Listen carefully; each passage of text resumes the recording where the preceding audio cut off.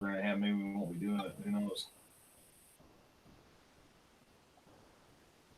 All right. So says we're live. And we are live. So anybody out there watching, type over there and whoops, say I got says we're live. Forgot to mute that again. So anyway, if anybody out there watching, if everything's coming in clear, type in over there, let us know. Because it says that nobody's watching right now. I'm sharing it around myself. And clear, type in over there, let us know. Because it says. My bad. No worries. Says there's 3 people watching. Okay, we got Patrick Buchanan. All right. Hey, Pat. Yep. Hey, Pat. And oh, now we're growing. We're getting there. All right. George says sounding pretty good. Awesome. We're good then. I don't have my laptop tonight, so I can't see the side chat. Okay. Well, then, Jeremy, it all falls on you. Oh, God. Don't worry, I'm watching too. So, all right. So, everybody, welcome back to the live chat here tonight. Not so lively live chat. This is going to be the last of the Not So Lively live chats because we're going to come up with a different name for this thing. So type in your ideas over there. The thing we'll take a vote, and at the end of the live chat, we'll decide what the next one's going to be called, provided I can remember at the end of that. So the basic rules is you should all remember, keep it clean, no talking about dirty things, no cussing, so watch your fucking language.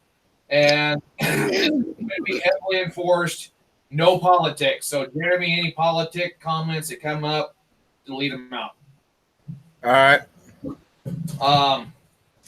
Because I know everybody watching probably pretty much agrees on politics, but we're just going to leave it out because there are those that have different views, and I don't want to alienate them from the gun channel stuff.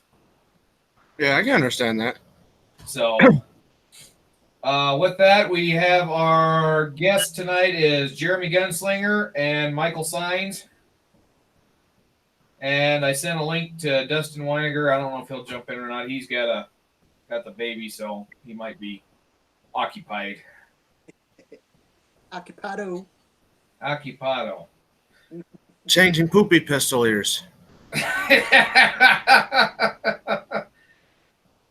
don't know if you guys are friends with him on Facebook, but he's got a cute baby. Oh, he does. Some of the faces that he gives are just, they're cute. I haven't been on Facebook in a while. I've been trying to stay off there, honestly. Oh, I'm on there most of the time, but yeah, I use it for networking too, so not with friends, but I haven't really been doing much of anything. I don't know. I've been really unmotivated, and I'm kind of losing my taste for social media. I don't blame you there. Honestly, I use social media to share videos. That's about it. And I'm even stopping doing that crap. I mean, I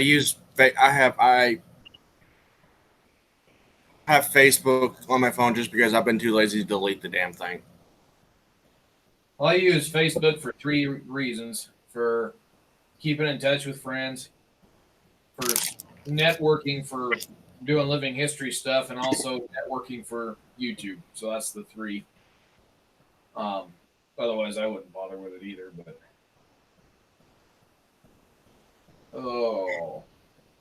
so it currently says we got 6 people watching. So yeah, I sent a link to everybody that I knew that it was on, and figured they might not have nothing else better to do if they're online. And I posted that. Of course, I announced it pretty late tonight, so I should have done it earlier. But I was playing with my niece and dog, so. Yeah. Everyone should start getting, now that we're going live around this time. Now. Hey, Jeremy, I think we already got a spammer. Which one? Rebecca Robinette. I don't know her. That I do. That's my baby. Oh, okay. Never mind. Sorry. Yeah, that one's mine. Okay. As long as you know who it is. I was Yeah. just about to take it down, so. Yeah, she wanted a link. She wanted to. She's actually a very supportive. She comes to all my live streams, and Okay. I'm very grateful to have her. Good. She treats me like a cowboy king, which I don't deserve. Yeah, well. It happens. All right.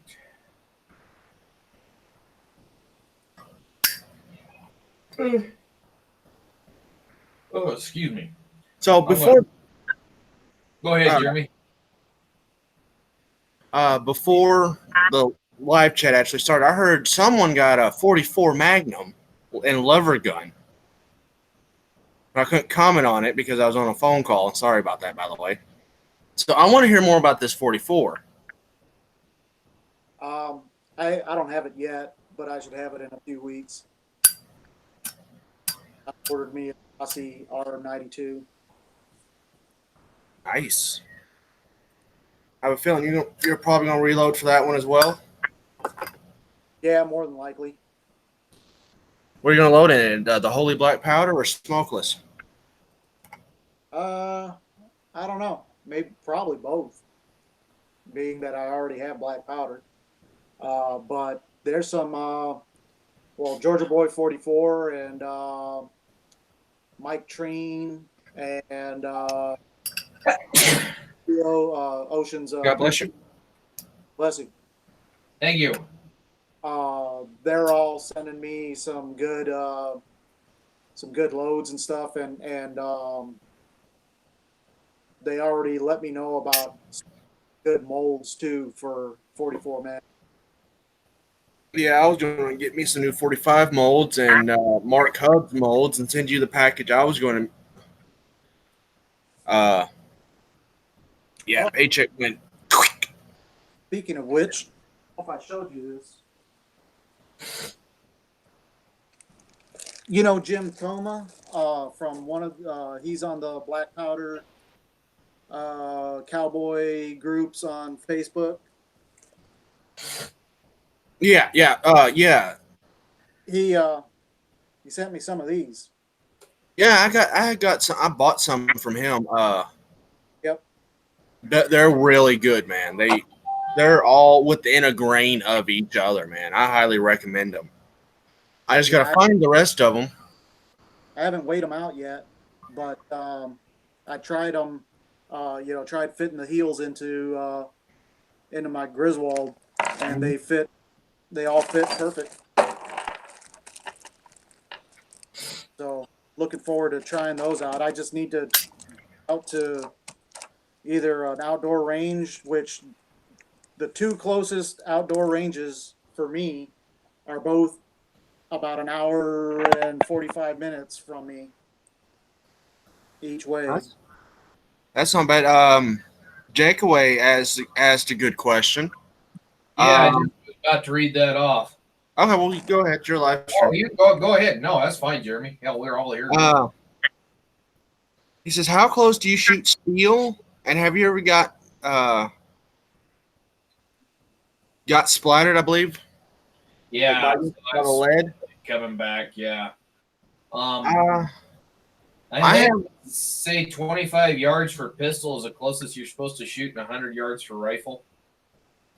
the closest I've ever shot a rifle was 50 yards, and that was the 22, and that one came back and hit my boot. I would suggest. Go ahead. But that's the only time I've ever had. But for pistol, I'm at the closest I've ever shot steel was 7 yards, and that was just that way I knew it would be hitting the target, and that was for a test I done. I can't remember which one it was. For safety's sake, I would suggest angling the steel down or using swingers. so that Right. when it impacts, it's gonna, go down or to the side. I'm I right was back at. just about to say the same thing too. You mean like one of these? Yeah, Yeah. that would work. Something like Yeah. that. By the way, this is just. I think I paid like $15 for this at Walmart. I would highly recommend it. I don't know if it'll take your 6.5 Creedmoor, Duke, but No. this one's rated up to 30-06, and Oh well, if it take a 30-06, it'll handle a 6.5. well, I don't. I don't know. I can't. I'm not going to safely say that because it is Walmart. If you put it out there far enough, Yeah. by the time it gets to it, it'll. Uh, Duke, I think I figured out why no one's here. A lot of people hears yet.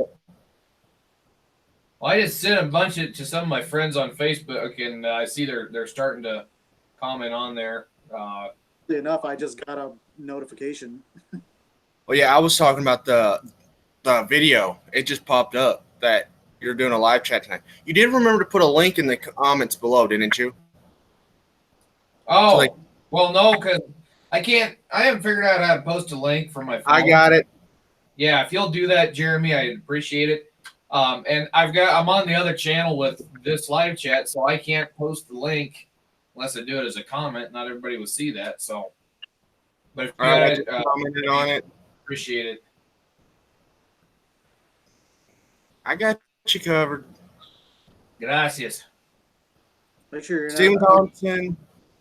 Jake Way said speed kill 6.5 is a lot faster than 30.6, and yeah, that's why that's why I don't feel safe saying that it would take a 6.5 because it is moving a lot faster than 30.6. Well, You know, I shot a steel plate at 100 yards with a 6.5 Creedmoor, and it doesn't do anything. A 270 Savage puts more of a ding in AR 500 than 6.5 Creedmoor does. Gun Tank said I was watching a flat earther debate, but I suspect I'll lose fewer brain cells here. Yeah. If you have any, I have a feeling if he has any left, it would be a miracle. Oh, that AMM 019 guy, that's my buddy Austin. He lives across the street from me, so he's probably trying to figure out what's going on here. Austin, if you're still there, hi. Yes, I share it around with a lot of people. I share it on Facebook, and I use Facebook now just to really keep up with things, like channel wise. But Hey, Steve, Michael, you weren't here last week when I talked about this. Did you watch last week's replay? No, I don't think I ever got to it. Yeah, I've been meaning to tell you about this. One of the projectiles that you sent me, the mail pucked up for you. Oh yeah, you showed that on the last live chat. Yeah, but he wasn't here, and I've been meaning to send him. The top part's me. The bottom part's was in the mail. I guess they Wait. dropped it or something. Oh, it's all dented. Yeah, it's more than dented.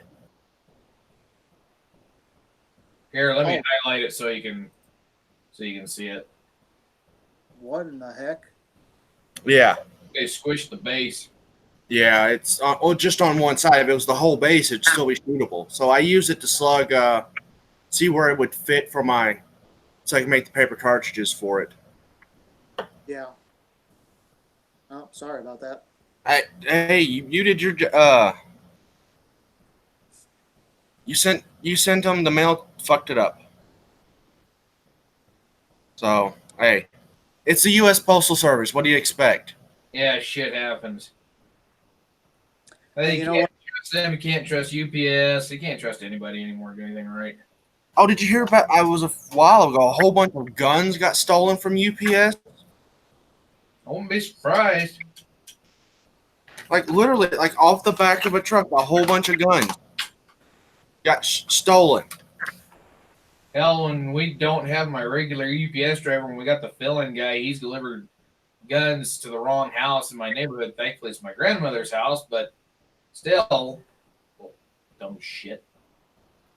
And that kind of pissed me off a little bit to spend like $200-300 plus and have it wrong, end up at the wrong house, and someone just like mine. Yeah. That had to have been an inside job. Yeah, Oh, I yeah. agree with you. But yeah, well, the fact that the UPS truck was left unopened, left outside near the gate. Yeah, that's. I'm at the point where too many coincidences. That was Yeah. Here's my 8:15 train.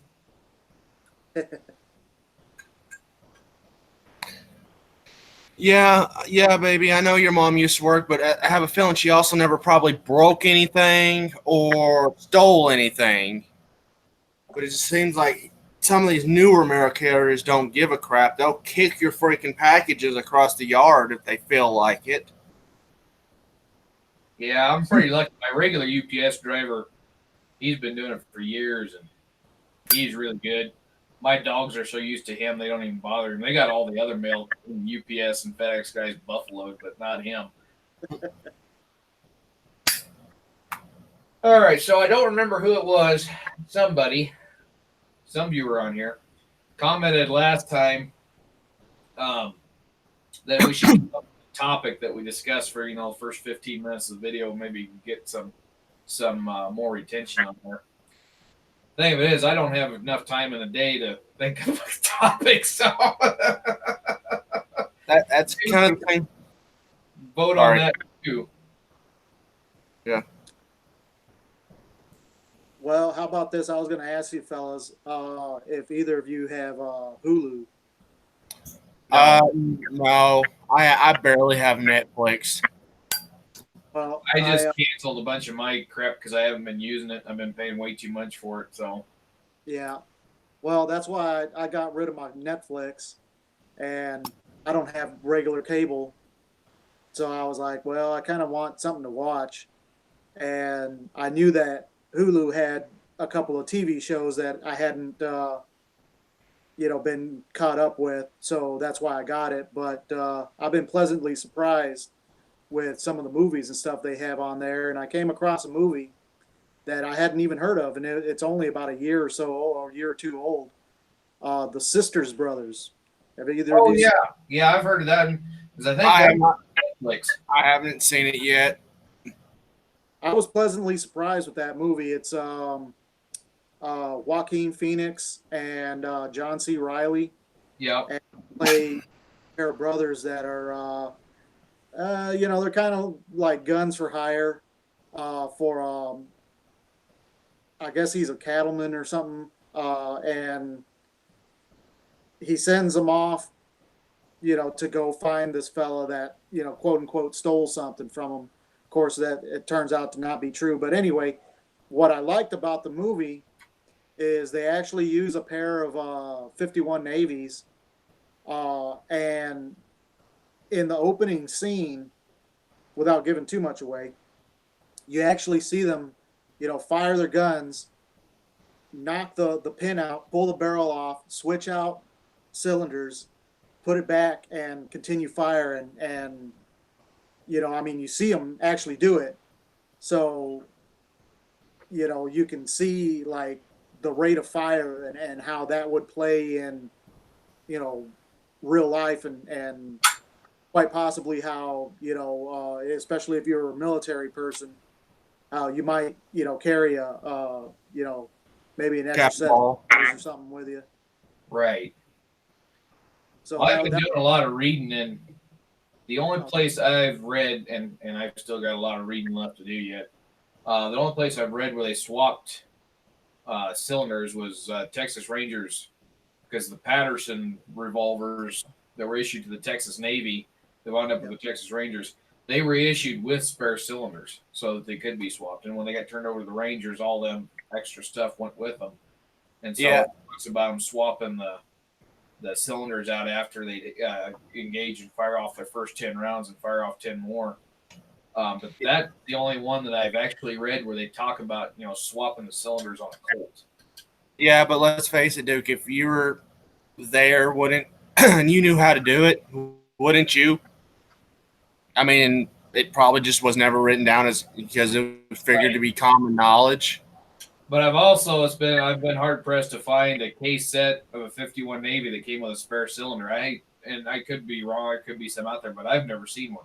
Seen plenty of the Patterson sets with spare cylinders, but Yeah. I've never seen. And I do know that the Missouri Guerrillas did carry spare cylinders and they swapped them out. But I've Yeah, only seen one account on that. Like I said, I've got a lot of reading I've got left to do on stuff. yeah, I was just about to bring those up, but I mean, also think about it. You found like a gun off the enemy, and it say the loading lever was broke, but the cylinder was fine, or barrel took a bullet and it's or a cannonball, and there's like nothing left, but the cylinder's still good. Wouldn't you beat it and Or- get it out? Or You- even if you just had a sense of saying, well, why am I going to carry a whole gun when my guns work perfectly fine? To take the cylinders out of carry those, and it'd be lighter, than carrying a whole gun or 4 or 5 whole guns. Well, them Rangers, they carry lots of guns. Yeah, Very Guerrillas too. They carry it, and even Mosby's Rangers. Mosby's Rangers, they're noted for carrying 2 or 3. Colt I think they carry 2 on their saddle horns and then 2 or 3 on their belt, if I remember correctly. And gun tank 241 says I was always under the impression that the cylinder swapping thing was just a myth. The Brits don't even issue spare mags with infields. Where was a regular Joe going to get a spare cylinder? Off a dead. Described it off of another gun. Or Off off a comrade, that just got shot. Yeah, and you're in the heat of battle. You see his guns, got 3 left in it. The only problem I've got with that idea, and I don't know if that's completely true but these guns got to be timed to the cylinder. So would a cylinder swapped out and time right if you did it like that? Maybe, maybe not. I mean, With the walkers, It's hard to do that nowadays because everything's machined on CNC and it's pretty close. But even still, I tried getting a spare cylinder for my 4440 so I could shoot 44 special. I had to fit that freaking cylinder to the gun. yeah, sometimes you do like this, and even with these Taylor, that's why I got it off. This and for all the safety Nazis, yes, it is unloaded, and yes, that's your name. You're safety Nazis. mine's not. Oh, I mean, The hell was that? A Ruger Blackhawk? Ruger Old Army. Oh, okay. With yeah, it's kind of hard to tell the difference when it's pointed straight at your face. You don't care; it's a loaded gun. Yeah, exactly. With these Taylors, you buy by brand, you go by company, then by make, and then they even say you might have to do some loose fitting. But so far, I haven't had any problem out of mine between my 2 guns. But this might not go into. I don't know if one of y'all have a Remington. It might not go into y'all's flawlessly. Right. I just meant. It's one of those things that, in history, especially living history, you can never make an assumption that something was done. You gotta find in the book find in a book somewhere that says they did it. And that's not to say that it didn't happen. It's just that you got to be able to document. Was it common knowledge? Was it commonly done? I think is Right. what I've heard a lot of people say about it. Which, yeah, that's the thing, common knowledge or common practice, a lot of that was not common practice. It obviously, if it's not documented, if the military, and then especially, if you're speaking strictly military, if the military didn't show you how to do it, they expected you not to do it.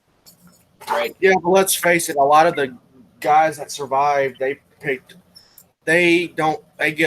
guys that survive pick up tips and tricks how to survive, Oh, yeah. I mean, and they're able to do. Yeah. I mean, They if say, it was- screw your norms. I'm going to do it this way because it saved my life this many times. Right. I'm going to keep doing it. The thing is, if you're going to play like a regular Army soldier, I mean, your regular infantryman isn't going to be carrying a pistol. Yeah, he's going to be carrying Now, if you want to be able to play around and do different things, it's not on the norm.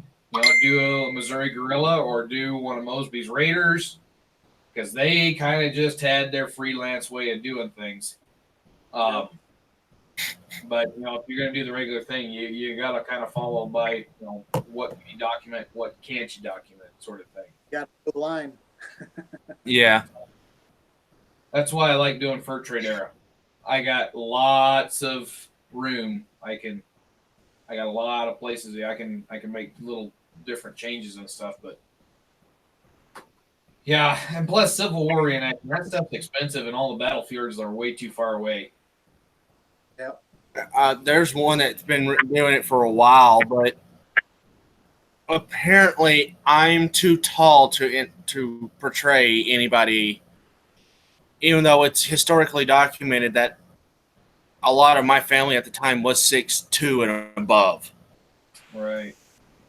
My family's always been big people. Big and wide. Oops. Yeah, I mean, believe it or not, I'm the smallest of my mother's 3 kids. I mean,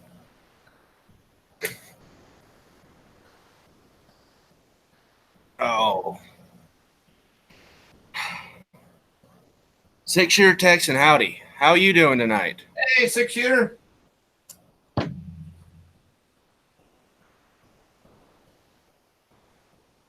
All right. Howdy, y'all in the chat. I can't see y'all. Yeah, Michael doesn't have his computer, so Jeremy's on his own. Well, I'm helping him watch the thing, but Yeah, I've got it right here out of my peripheral view on my phone. Just trying to have it up on YouTube while this is going and trying to go back and forth. Yeah, I'm not doing that, no. I'd just rather have it on my phone. right.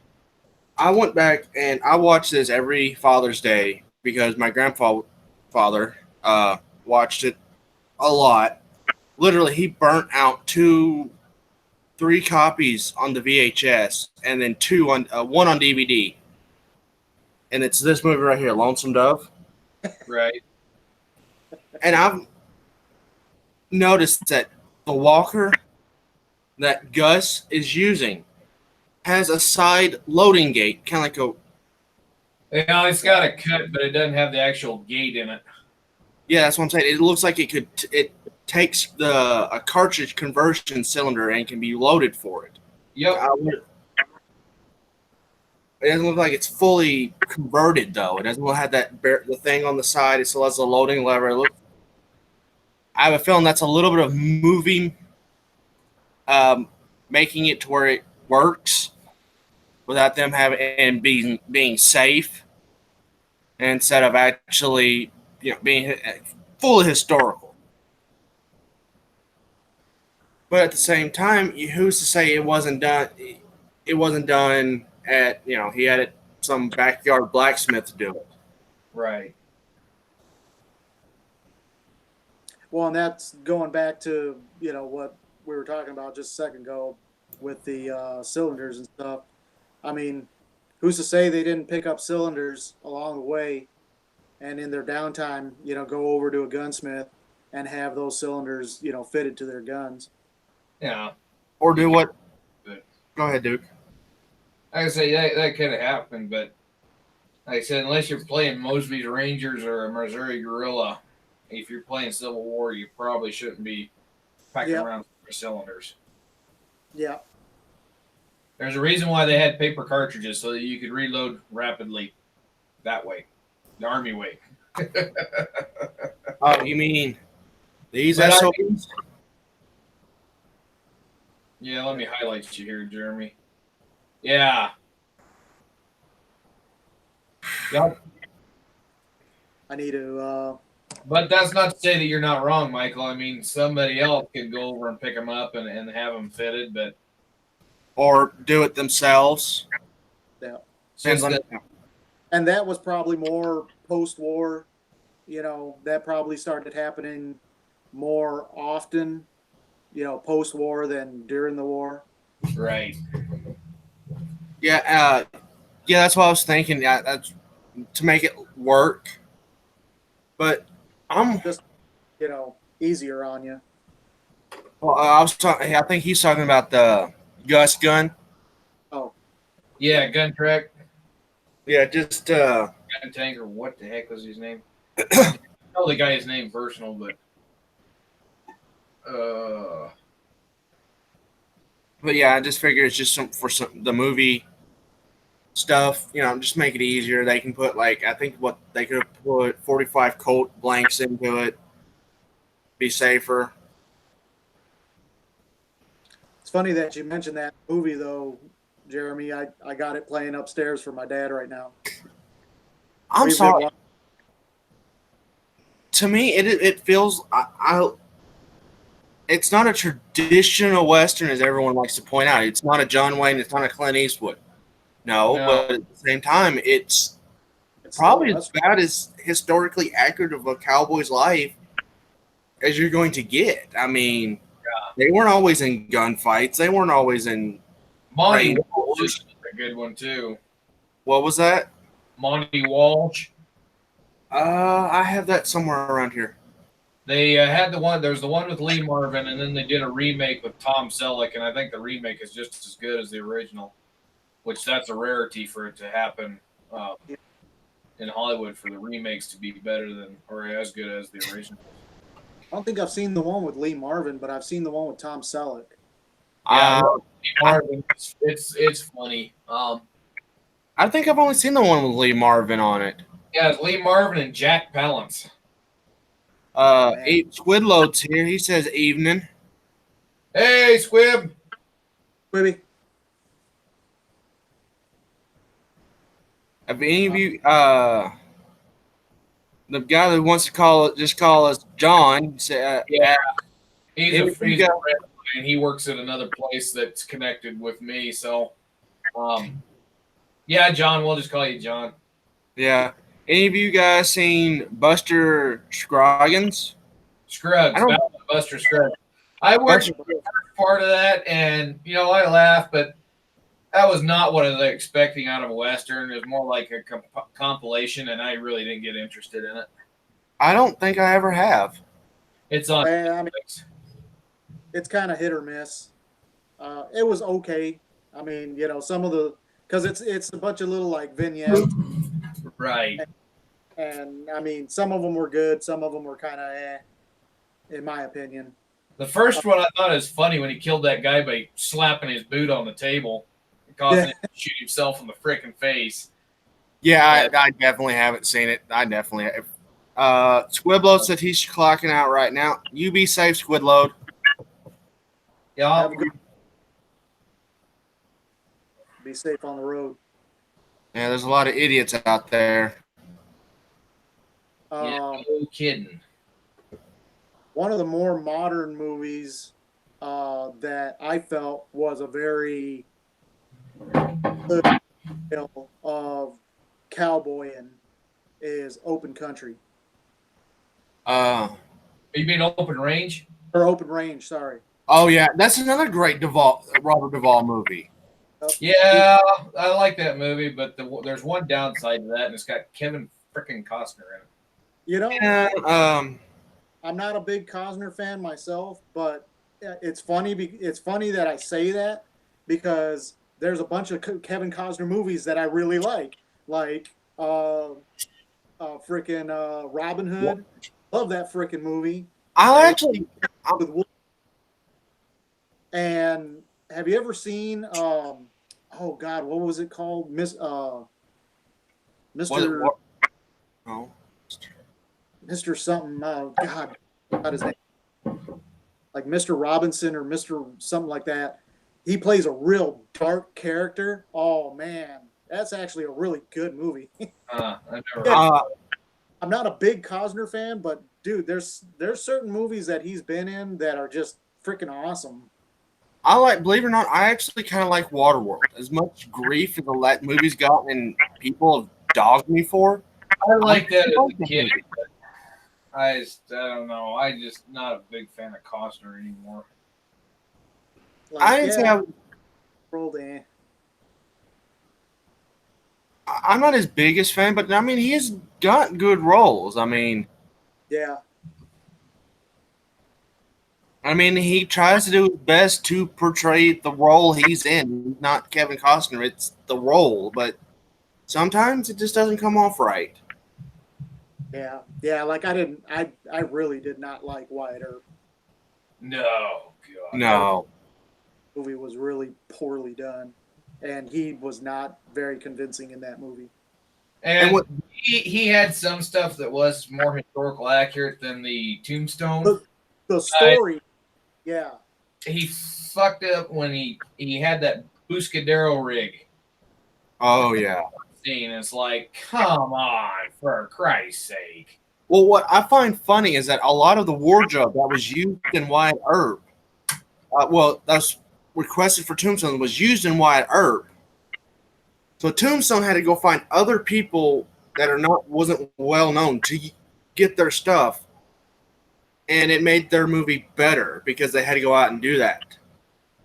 Yeah. I mean, but let's face it, how many quotable lines do you get from Wyatt Earp compared to Tombstone?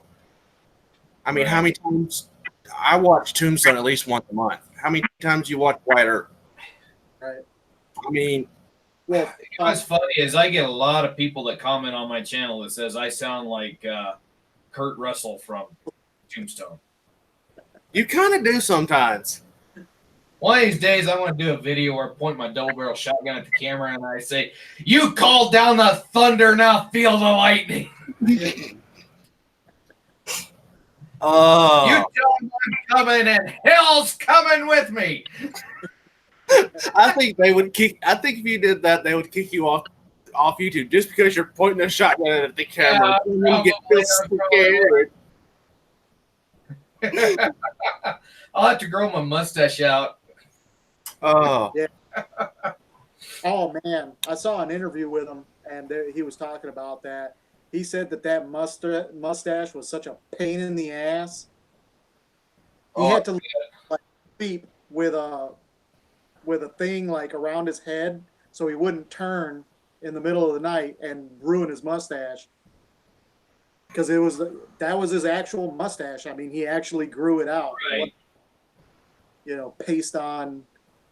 I tried growing my mustache real long, and then I found out when I go to eat it, my teeth would trim the mustache, so it's longer than right here. Dude, I chew off so much of my mustache, it's ridiculous.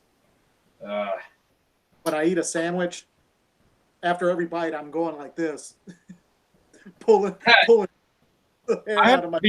Before every bite, when it grows back out again, I will have to sit there and do this before I can eat until it's sitting there literally pointing out like this. I do that too, but it as soon as the bread, because the bread, I hit the sandwich, my mustache hits the sandwich, and it pushes my hair into my mouth. What a lot of people, Val Kilmer and Tombstone kind of made Doc Holliday for me. Oh yeah. Especially after I found out all the stuff he went to do to portray someone with TB. Val Kilmer did a better job than who was it? Dennis Quaid? Yeah, Dennis Quaid. Dennis Quaid, in my opinion, did a good job at playing a Southern drunk.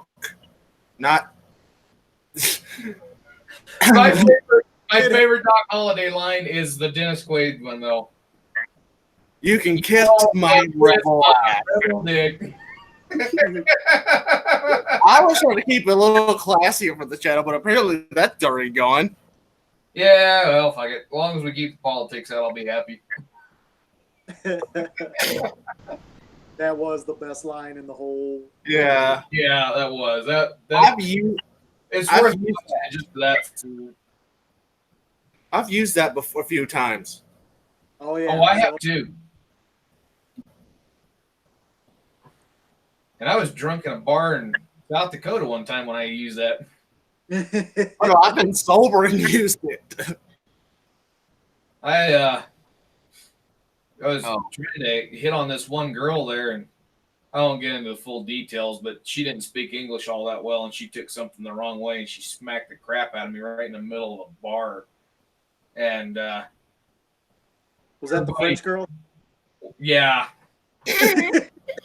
Anyway, I was sitting there looking around, and I mean, everybody in the bar was watching me. You know, they weren't paying attention to the music, and I just piped up. I said, "You all can kiss my rebel dick." And the whole bar broke out laughing. Baby. Which is better, the outlaw Josie Wells or Jeremiah Johnson? Outlaw Josie Wales. Because Jeremiah Johnson is wrong. Oh yeah, historically it's wrong, but I mean, if you look at the movie, it's just if you're not actually looking at the historic, because let's face it, the outlaw Josie Wells do kind of muddle some facts. Yeah, but Outlaw Josie Wells is better. It's better. Well, it wasn't based on actual events. It was Right. It's a story. It was in a guy's mind. yeah. It Yeah. Johnson. Jeremiah Johnson was a real person, Yeah. based off a real person. Livery. Yeah, I'm named after him. Um, But I'm talking about if we just look at the movies, not the history behind them. yeah, but I'm a history buff, so I gotta kind of pay attention to that too.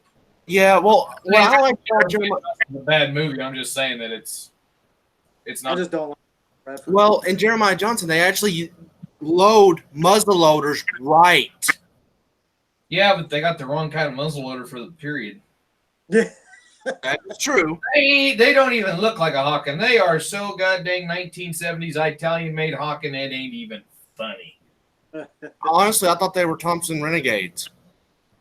That's what they look like to me. Yeah, one's a Thompson Renegade, one's a Thompson Center, and a 30 caliber Hawken. You wouldn't find anybody caught dead in the mountains with a 30 caliber Hawken out here in the West. No. 50 is about Where do you find someone here in Arkansas with that one of those? Plus, not to mention a 30 caliber Hawken, 2 shots it would be so fouled out that you couldn't shoot it anymore. Yeah, right. But yeah, history-wise, Wells is awesome. I just honestly outlaw Josie Wells. Yeah, I have to say it's better, and also the fact that Clint Eastwood learned to chew just for that one role. Yeah. I watched them. They doing an interview, and he said, if I was taking one take, he'd use Beech Nut. If it was a couple takes, he'd use Red Man. If he's taking lots of takes, he'd use a cheaper, more mild chew. Yep. But yeah, that was. I used to chew Red Man, but then that stuff got really expensive. Yeah, Patrick, yeah, you got a point. I was trying to. So I do like. If I throw out history and ignore the guns and watch it, it does have a very good story, but Outlaw Josie Wells is better. Yeah. And I've also been called Josie Wales, too. I'm sorry, but my favorite line from Outlaw Josie Wells is, "There is not dying ain't much of a living." Yeah. My favorite one is, "You got anything to eat? All I got's a piece of Hard Rock candy, but it's not for eating. It's just for looking through." Oh, Quigley Down Under or Silverado? Quigley. Yeah, Quigley. I mean, Silverado, you can tell, is not taking itself seriously. It's meant to be a comedy western. well, that's what killed Silverado, because if you look at the original theatrical trailers, they talk about, how the West was fun. And then they tried to make it more of a dramatic movie in the theatrical trailers, and they screwed it up. Yeah, I like Silverado, but yeah, I like Quigley Down Under way better. I want Quigley Sharks, but I just will never have the money for one. Yeah. Oh, they are spending. Best Clint Eastwood movie. Oh, I'd have to say Outlaw Josie Wales. best Clint Eastwood Western or best Clint Eastwood movie? A movie. Oh, Outlaw Josie Wales. It's a toss up for me between Josie Wales and For a Few Dollars More. Yeah, I like A Fistful of Dollars. I like it better than A Few Dollars More, but The Good, the Bad, and the Ugly is a classic. Mine is it's a toss up between Josie Wales or Pale Rider. Pale Rider was good too. Well, you see, There was that other one I've seen, and I thought it was all right. Play Misty for Me. That one's kind of dark. Two Meals for Sister Sarah was a good one, and Gran Torino. Oh, how could we forget about that one? Oh, Gran Torino is a good one too. Get off my lawn. And I mean, just about every too. Sorry, Michael. What was that, Michael? Yeah, sorry about that. Saying just about every Dirty Harry movie too. Oh, Yeah. God. It's hard to feel really pick a single Clint Eastwood movie that's the best, but Yeah. They're all great. I mean, yeah. All his movies or just his westerns? it's hard You know, to my pick. favorite movie that has Jim Carrey in it is the Dirty Harry Deadpool, Deadpool, the Deadpool. because a little fucker dies. Oh, if I ever get a 44 mag, I'm gonna use that line from it, even if it's not the same make and model, just because I want to say it with a 44 in my hand. Do you feel lucky, punk? Well, do you? You gotta ask that one question. Do you feel lucky? Go ahead. Make my day.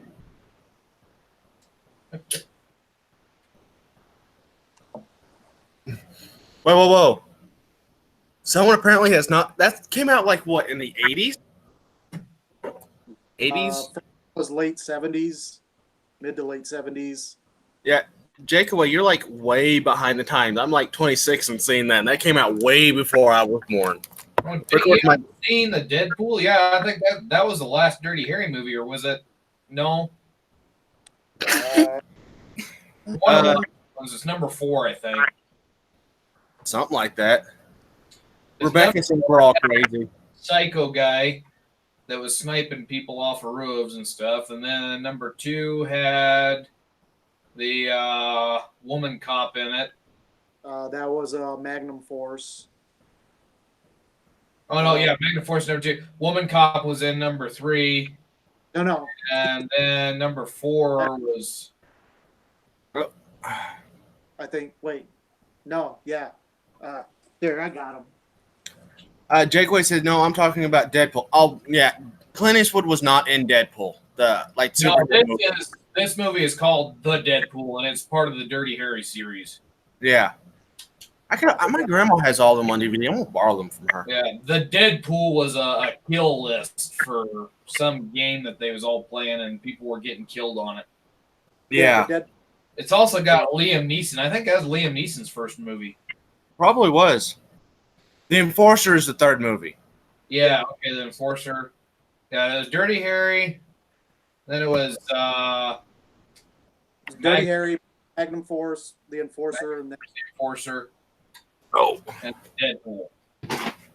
Sudden Impact, and then the Deadpool. Oh, Sudden Impact. Yeah, so Deadpool is the last one. Yep. Sudden Impact is the one where he pulls out the 44 auto mag. Right. What's the one where he harpoons a guy to the boat dock? That's Magnum Force. No, that's Deadpool. Yeah. Yeah, because that was the guy that was going on the list, killing everybody. Okay, Yeah, Magnum Force. Magnum Force is where he sets the bomb in the back of the car and Oh yeah. Chief up.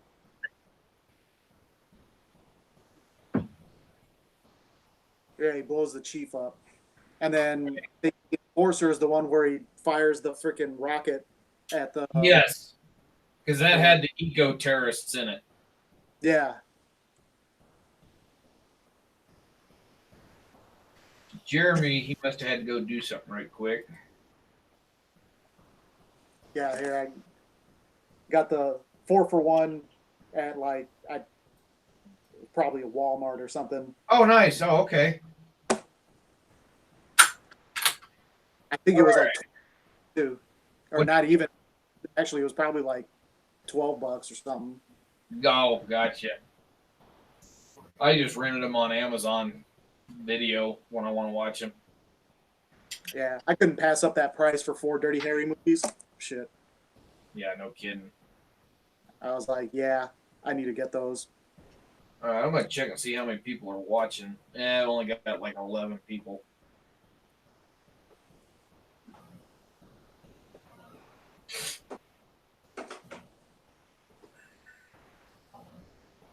Another one of my favorite Dirty Harry movies is this one right here. Oh, give me a second. Oh yeah, Kelly's Heroes. Yeah, that's a good one too. I love it. The only Clint Eastwood movie I really didn't care for is that one where where eagles dare. Oh yeah, I wasn't a real big fan of that one. the Beguiled, pretty messed up one too. I enjoyed that one. I thought that one was good. I don't know, kind of odd. Yeah. Oh. I don't know. And Maybe I just kind of thought, it'd be nice to get trapped in with all them women around, but Yeah, All right, I'm back. Sorry, I had to go make me a cup of coffee. And what'd you shoot that with? 22 WMR, Nice. nice. How far? 150 yards, That's iron really, sighted. that is really nice. Yeah. And what sucks is I thought my camera was recording at the time. Pucker died on me. Ah, I got like, freaking. okay. Oh, and going back to the Man with No Name series, out of the 3, yeah, I do like. There's 4. Fell Rider's the final one. No, Pale Rider isn't because the Man with No Name trilogy is Italian. Pale Rider was made in the United States. Yeah, It was it's supposed to be in group with that one because technically Preacher is not a name. Right. It's kind of how do you want to say, a cameo? if you Yeah. will. But the first 3 trilogy, they're all Sergio Leone. Yeah. But I think originally wasn't he supposed to make Pale Rider? No, I think Clint Eastwood came up with that one. I'd have to go back and look again. Yeah. Oh, but anyway, sorry, Michael. I was just gonna say that Fistful of Dollars is probably my favorite out of the 3. But Yeah. I do have a big liking for A Few Dollars More just because of Lee Van Cleef's part in that. Oh And yeah. and I might get a lot of shit for this, but I kind of like that one better than Good, the Bad, and the Ugly. Well, the good, the bad, and the ugly. It was the thing that got me with it is how freaking long it is. That's one reason why I like For a Few Dollars more than The Good, the Bad, and the Ugly. And the other part is The Good, the Bad, and the Ugly. I mean, the story, it's okay, and I mean it's all based around he buries that gold or that money out, and they're trying to find it, whatever. But a bunch of other stuff happens in between that kind of like trails off. The continuity of the story is not as good as For a Few Dollars More. Yeah. We were asked what is our favorite outlaw. Lee Marvin. Any Like- Lee Marvin. Like real outlaw or outlaw movie. Yeah. Okay. Yeah, that does need to be explained because my favorite outlaw is my great cousin Jesse and Frank James. I mean, you can't beat family. No. She says yes, Real Outlaws. Butch Cassidy.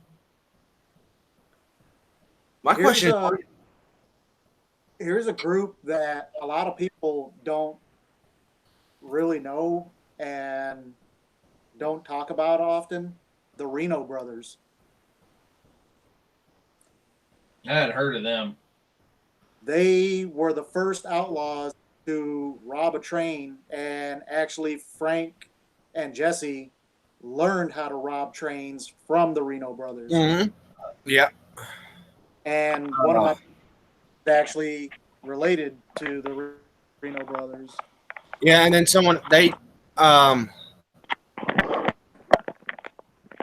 but the thing is, Frank and Jesse went and gave them a cut of that takeout because they learned it from how to do it from them, and they said that, here you go, that's your cut from this one because you helped us.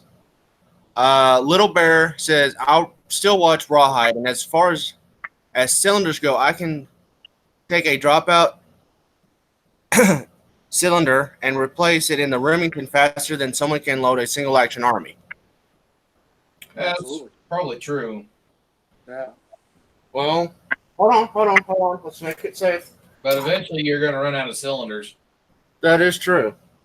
Yep. Well, we'll put that to the test. We have an unmodified Remington here. I'm going to empty this one, so it'll be safe.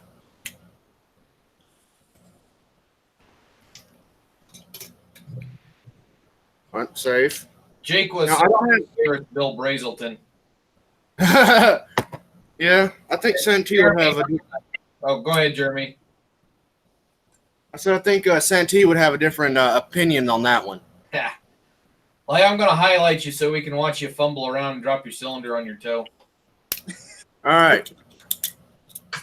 So everyone can see it is the drop-in cylinder. They can see that, right?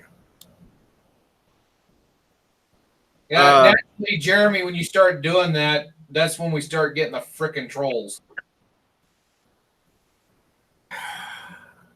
Yeah, I'm handling. Hold on. I got him. Don't worry about it. Oh. Keep going. Okay. Thank you. All right.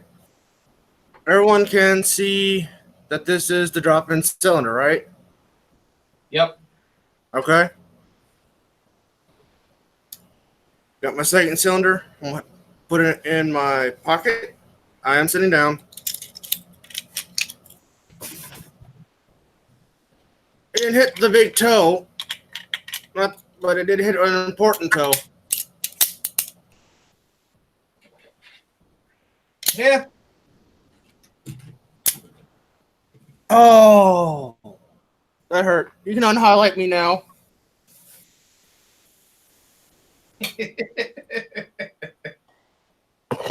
All right. So, for those of you that have just tuned in the last half hour or so, we stated at the beginning of the live chat that this would be the last of the Not So Lively live chats because I'm going to change the name on it.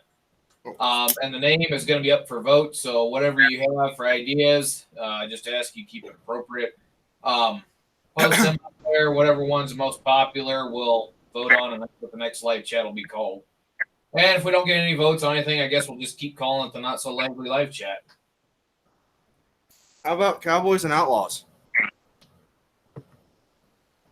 Yeah, that would be all right. I wanted West- something that had kind of a bling to it. And that's why I chose the Not So Lively live chat. But I think that name is Jinxness because it ain't very lively on the live chat anymore. Oh, son all of a. West- Did you drop it on your toe? It's a little bit bigger than a toe. You dropped it on your winky dink? My rebel Nice. dick, yes. It had really good aim. Oh. Someone says cowboy talk. Cowboy campfire. That's another good one we could use. We could do that one too. Yeah, Cowboy Campfire. That ain't bad. Or Cowboy. Yeah. Well, okay. I'll start writing this shit down. want to start taking notes. Yeah. Somebody Yeah, start taking. I ain't got any pen and paper anywhere close.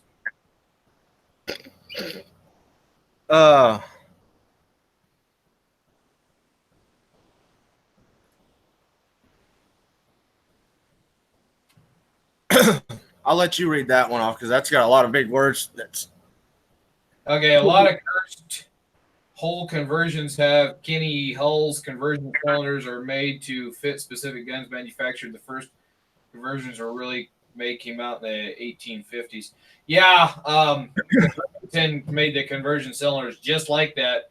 The only difference was they was for rimfire, so they didn't have the firing pins. But Kinney Howell's cylinders are basically a copy of those. The only thing is they're made for the modern ammo, so you can actually use them. and I like the Taylors and Company because they kind of look like the one that you would get in a Remington.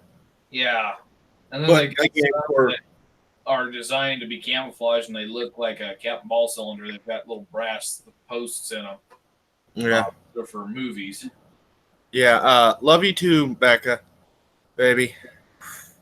Oh, by the way, I don't know if we talked about this or not last live stream, but what really me off about the whole Hell on Wheels, and I watched the whole thing, but this really got me. They showed that him, Bo Buchanan, unloading and swapping out the cylinders, right?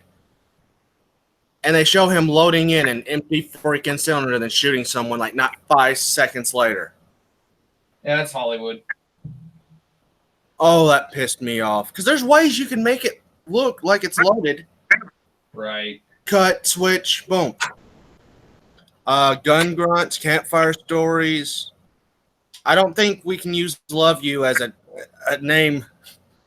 Ah! Might work, though. Might get some people in here. Out on the range. Hey, we could actually do that, but we all be outside. Right. I don't know. So while you folks are coming up with that, I'll show you the newest thing that we'll be seeing on the channel here whenever I finally get out to the range and do some shooting. I'm going to highlight me here so you can see that. We've added the Century Arms International PW87 to the channel. And I got this at a really, really good price. I didn't pay full price for this. I got a really good discount on it. So overall, I love the color. The wood looks awesome, provided that it's actual real wood, not a composite. I've been spending the last week cycling the action so that it actually works somewhat smooth. But I can tell you right now, before we do the video, this is not one you want to carry around in the chamber because it's a pain in the butt to cock.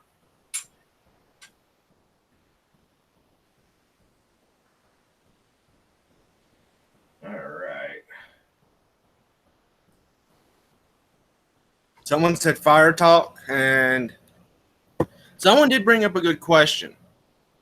Well, I don't know if it was a question, but I thought it would make a good one. If you've got a converted one,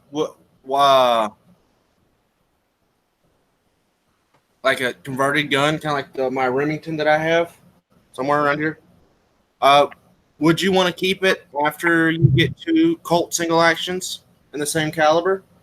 Or why not just keep it the same way? I mean, I don't understand the question. Yeah, I didn't catch that. all right, so you say like I have this Remington, but then I get 2 45 Colts, like that guy said, single action armies. Should I keep the conversion cylinder or just sell it off? I mean, why not have all 3? Well, here's the thing: is if you already have the Remington, why would you want to buy single action armies? Yeah, that's true. Well, he's got I think that's what I have to show. He has a Pieta 1860 Army. Mm.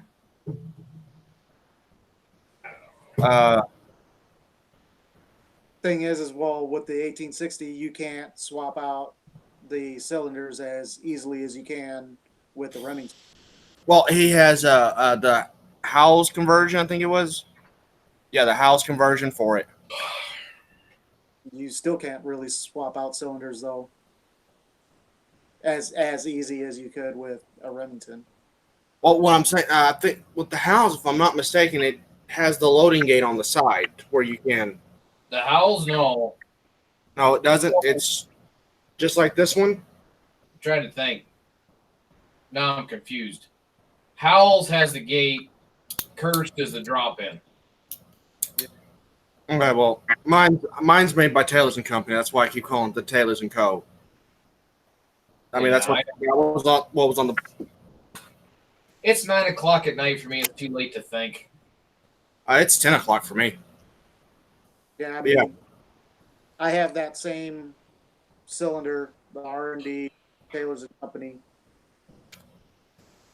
You know, in my Ruger Old Army, I've been thinking about getting something else for 45 Colt, but I'm like, why?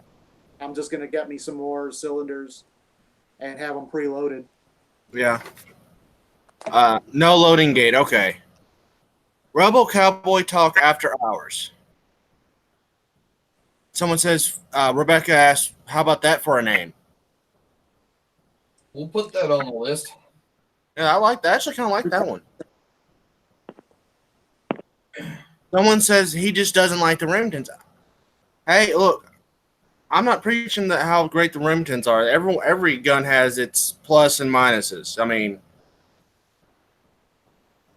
the Remingtons can reload a little bit faster than the Colts. That's kind of why I like them, because I go out hunting and sometimes I might need that faster reload speed. I Hey, can't. if you ever go camping out in the woods, always take a Remington with you. That way, if you forget the hammer, you got something to knock your tent stakes in with. Honestly, yeah, because this thing is about as heavy as my camp. Just make sure it's unloaded. Or take yeah, or here's the cool thing: if you have to, hey West Covina, you have to use it for a hammer. There you go. And also that little wedge right there really does help protect the barrel when you have to. And I can understand why some people don't like them, but at the same time, I do. I just find that for my usage for a black powder gun, they fit it better. They fit my hand a little bit better. I mean, and some people say, oh, that fitting the hand thing, that's just a myth. Not when you've got a meat hook for a hand, when you can reach over and grab a whole rotisserie chicken and take it back to your plate. Right. I need something that's got a little bit more meat, and a lot of even the Pieta Colts just don't have the same kind of meat as this Remington that I have. I don't know. I got fairly good sized hands, and the Colts fit me all right, but that Remington rides my freaking knuckles like you wouldn't believe. Yeah, but mine's not as big as yours either. Yeah. Yours is a little bit bigger than mine, but like I said, I mean, it fits. I mean, that's how much gap I have on my Remington. Right. I mean, I'm also, gonna excuse myself for a quick minute because I got a contact that's about to drive me nuts. I think it's folded up in my eye. So go ahead and continue, gents. I'll be back momentarily. Michael, what's your favorite kind of Captain Ball revolver?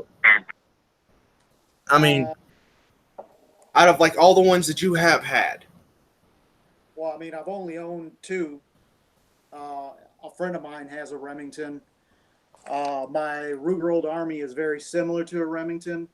The only difference is that it has a locking lug here that you have to, turn. But I can do that with my thumbnail. It's got a flat base screw type deal. And if it's locked up kind of tight, you can take like a pocket knife out and break it loose a little bit. But I mean, it doesn't tighten because it's not a screw. It's just a detent. I'm talking about like black powder fouling because you're shooting out there a lot. You're trying to break it down after you get home. Oh, I mean, well, even with fouling, it really doesn't get all that tight. But anyway, my point is, I never really liked the Remingtons either until I realized how easy it is to reload them by swapping out the cylinders. And then I really started looking at them. The only reason why I went with the Ruger over the Remington is because the Ruger is way beefier and is an actual legit 45 as opposed to the Remington that's a 44. Even though, I mean, technically it is a 45 because barrel size or the. Well, what happened to you, Michael? Okay, I think we might have lost Michael, but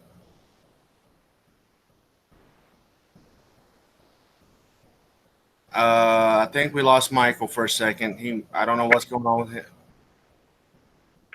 That phone die or something? No, I got a call. Sorry about that. Oh, okay. So I was saying that the only reason I went with the Ruger over the Remington is that the Ruger is an actual 45, whereas the Ruger is a 44. And I just felt that with the conversion cylinder, it would handle the load a lot better. The Ruger is made way more beefy than the Remington, so I can shoot hotter loads in it. The Ruger, the Remingtons take a 4.54 size round ball or conical. The Remington takes a 4.54 ball or conical. Well, 4.52 to 4.54. The Ruger takes a 4.56 to 4.58. Okay, well, it takes a 4.54 at first, which shaves it down to 4.53, and then when it into the cylinder, but when it hits that forcing cone, it's a 4.52 diameter. Yeah. So it shaves it down to a modern 45. You're too technical though. I'm just talking strictly what you loaded with. Yeah, but it like I said, it shaves it down to a modern 45, the round ball or the conical. Historically, if I'm not mistaken, dude, since you're back, you can correct me. If I'm not mistaken, the original 45s were 4.55 or 4.5 to 4.58. It's about what the 4570 was loaded with, if I'm not mistaken. Right, yeah. 4570 is a 458. A 45 volt is a 451 to a 452. No, I'm talking about like historically, it was bigger than the 44s. Or did that when they started making the cartridges, it was neck down? I'm not sure. No, the 4570 was originally loaded. It was a 458. And then, I'm talking about for these things right here, the 45 Colts. oh, the 45 Colts. I think they've been 451 or 452 for a long time. Okay, well, I just know that my mold dropped from at 4.53. Okay, Plowboy's Ghost says historically 45 Colt was 4.54. So it was the same as the Captain Ball. Okay. I'm going to have to do more research into this. Hey, Plowboy. I was talking to him earlier. Yeah, I'm going to have to do a lot of history. Because if he's correct, that means like the whole first half of my video is wrong. Jacob, from my research, yeah, I think it did start out as a copper healed bullet in a copper case. Yeah, it was part of the I think it was a Thumer. Thank you. Cartridge. Well, the Thur was proprietary to Colt because they couldn't. Smith and Wesson had that patent, so they couldn't load them in from the back of the cylinder. So Colt thought, well, all we got to do is do a drop-in cylinder, and we don't have to change the loading arrangement. So the bullet in the case actually loaded in from the front, just like a paper cartridge did, and it had a percussion or it had a primer in it. So they'd load them in from the front, and they'd shoot, and then I don't know how you got the cases out. But they didn't. The original Thurs did not load from the back. Now there is a gunsmith, Gary Lee Barnes. He's made a Thur conversion to modern, and it loads from the back. But I've been wanting to get one. It's just that I ain't had the time or the money or the inclination. Really, I have one, but I just don't have the time to get it.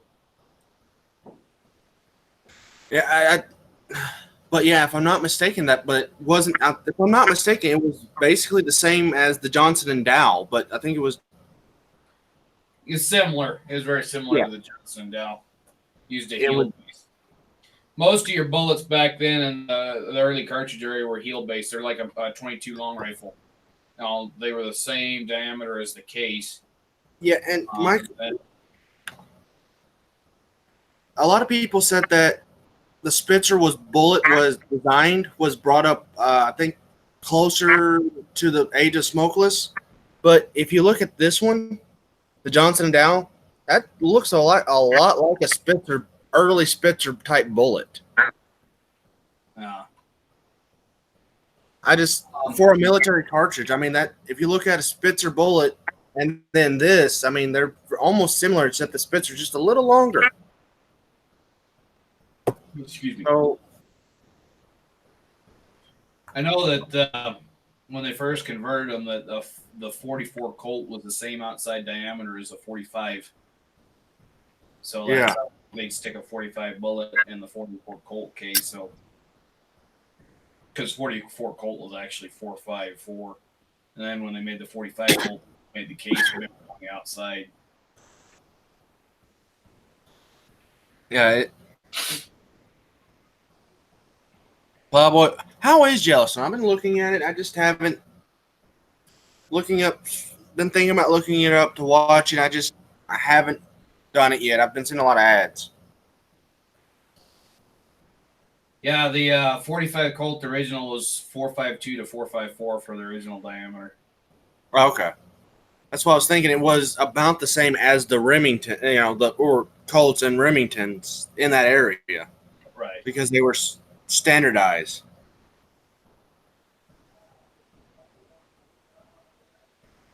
And what's cool about this one, the one that the cylinders that I have, I can actually load the same. I can use these. Oh, yeah, bug over because I was casting earlier today. These in my cylinder, I just have to take like a ball starter and womp them into place. Right. And that it won't load with the loading lever. Well, I could probably start it with that put in there. But I don't know. I don't want to do that. I'll just put 30 grains in all of them, womp it down. I need to get a chronograph. That's what I need to do. Oh, we was on the topic of movies. I just happened to think of this. Who out there has seen the new Deadwood movie? If everybody's seen it, we'll talk about it. If nobody's seen it, we're not going to say a word. I have not. I don't even know where I would go to watch it. You'd have to. It's HBO special, so you'd have to have HBO. So you have to get it on Amazon and do a free trial of HBO to watch it. Yeah, no. I ain't going through all that work for just one movie. All right, sorry about that, guys. But I mean, I was never interested in the Deadwood TV show either, so I don't really care if y'all spoil it for me. Michael, have you seen the Deadwood movie? I have not seen the movie yet. I saw the show, the 3 seasons that it was on. I thought it was a good show. A lot of people had issues with the language and the amount of vulgarity and stuff in it, which that I thought was a lot like way too Hollywood.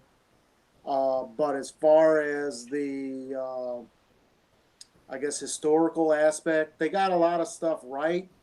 They got a lot of stuff wrong. Right. But I mean, as far as just in and of itself as a show, it was highly entertaining. I thought I was really disheartened when it was canceled, because that show was well on the heels of, at the time, The Sopranos, which was the biggest show to ever be on TV. It was right on their heels as becoming the next big show. And I wholeheartedly believe, had it continued, it probably would have at least reached that status, if not surpassed it. Well, I think they waited way too long to make the movie, because the movie became more of let's show how old everybody's gotten. Yeah.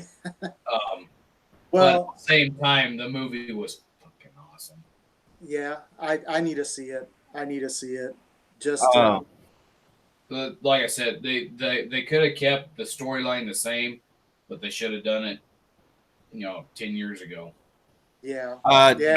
And the whole reasoning behind that was there was a bunch of they went into litigation between different production companies because Right. there was when they were doing the production on HBO, there was two production companies that were working on it at the same time. They were kind of like collaborating on it, and one wanted to go one way, the other one wanted to go the other way, and then when they realized that one wanted to just take their ball and go home kind of thing, the other one didn't want that to happen because they knew that they were going to lose out, and then it just became a whole money grab thing.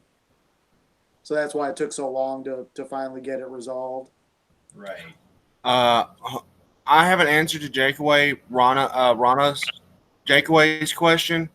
Go on to, if you're on Facebook or MeWe, go look up Jeremy Gunslinger, or if you're on MeWe, go look at Jeremy Burkett and send me a message on there, and I'll answer your question there. I will not answer it in the comment questions down below because I know you don't have because I don't want YouTube being a waffle tart that it is.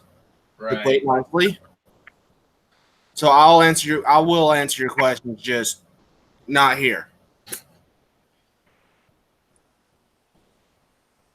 Yeah. And I'll get to I seen that Deadwood movie, and yeah, like I said, I thought it was awesome. But as funny as in college, I had several people tell me that I was like Al Swearingen. And I had never watched Deadwood. I didn't watch it until just last year. And then I found out why they always Al Swearingen. Because his line is one of my favorite lines to use all the time.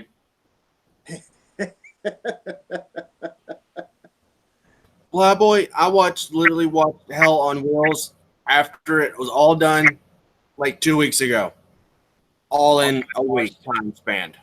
I watched the first season religiously on TV. After that, I missed the second season, so I didn't watch it. I was well into college before I finally got caught up. And even then, I had to, when I finally got Netflix, I finally got caught up and I saw every episode. That was an awesome show. I hate to say it, they did a lot of gun boohickey in that show I did not like. Well, you go on YouTube and look up Hell on Wheels guns, and they've got an interview where they talk with the armorer, and that guy should have been freaking fired on day one.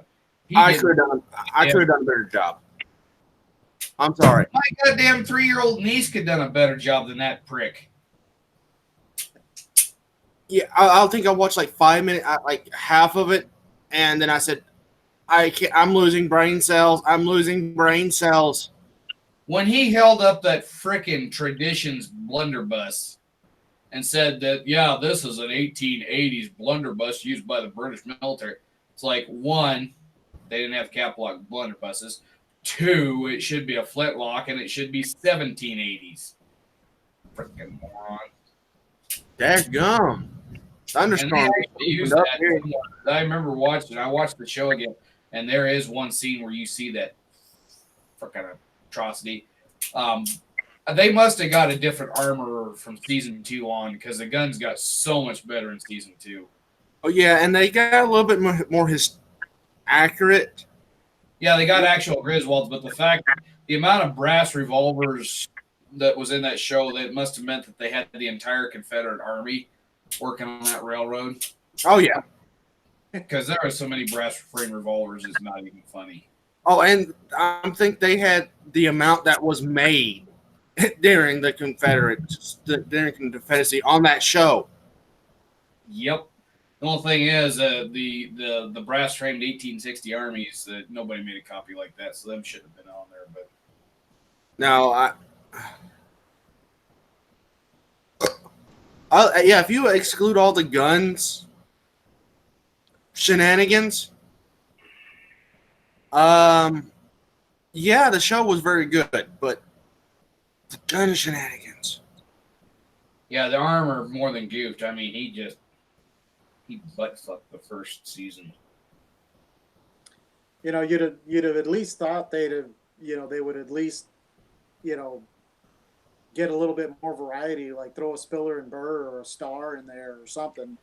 Right. And then Remington, the guy had the Remington, and it was a brass frame Remington. He says, "Well, I'm pointing my brass frame Remington at your gut." It's like it's no. freaking steel. What the hell? No, he didn't say Brett. He just says He just goes. I added that in there for emphasis.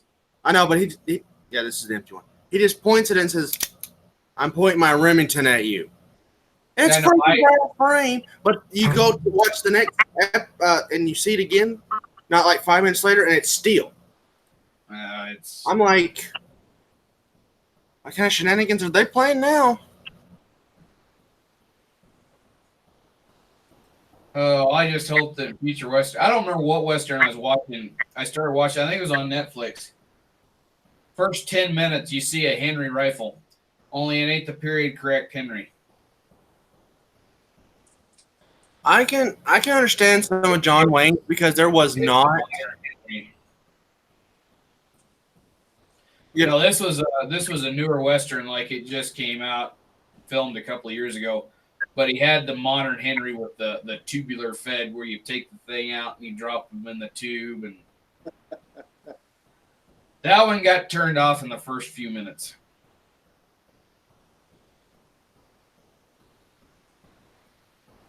That's ridiculous. Yeah.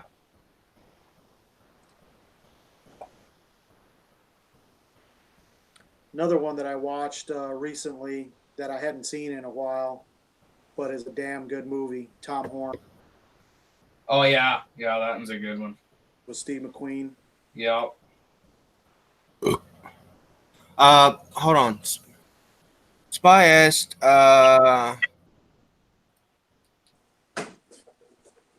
okay, from the movie Quick and the Dead, which let's not go there. About that movie, because there's a lot of crap I don't like about that one, because they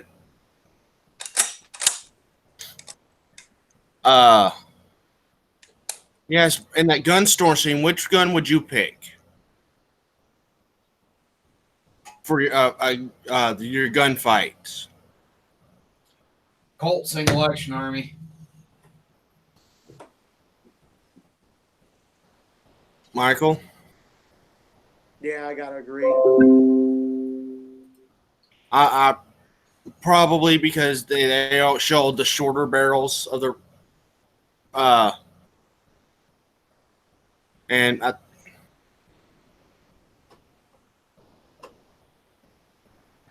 yeah, Mike is showing off. Oh, okay, we're showing off our rifles now. Okay, hold on. You get that thing working, Michael?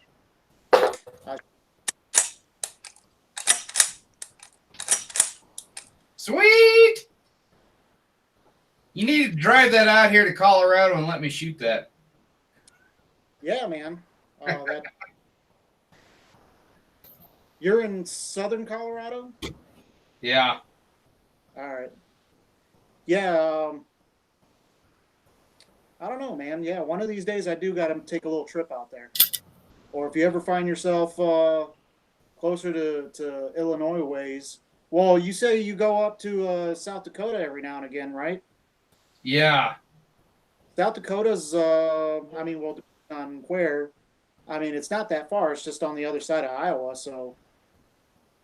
Well, I'm about halfway through the state, but I had a friend. He was from Illinois. He lived just outside of Chicago ways in college, and it was about a 22-hour drive for him. What? To get there. Yeah. He must have been driving frickin' the speed limit. Yeah.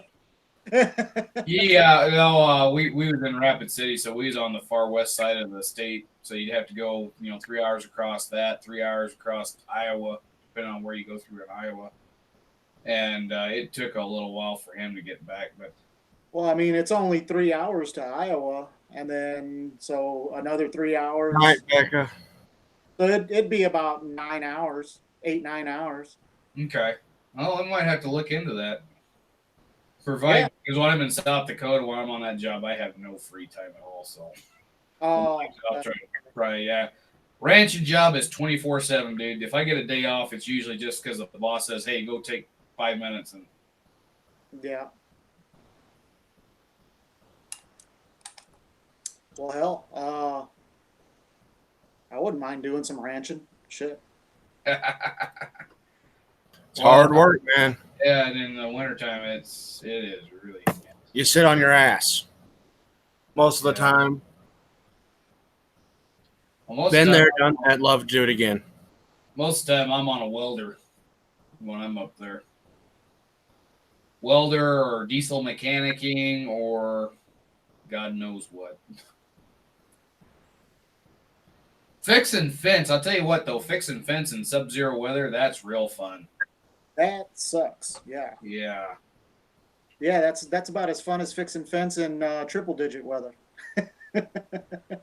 in South Texas. Right. Spy Hunter, you lucky son of a. He's going to convention, and Johnny Ringo's going to be there. Yeah. He ain't no daisy at all.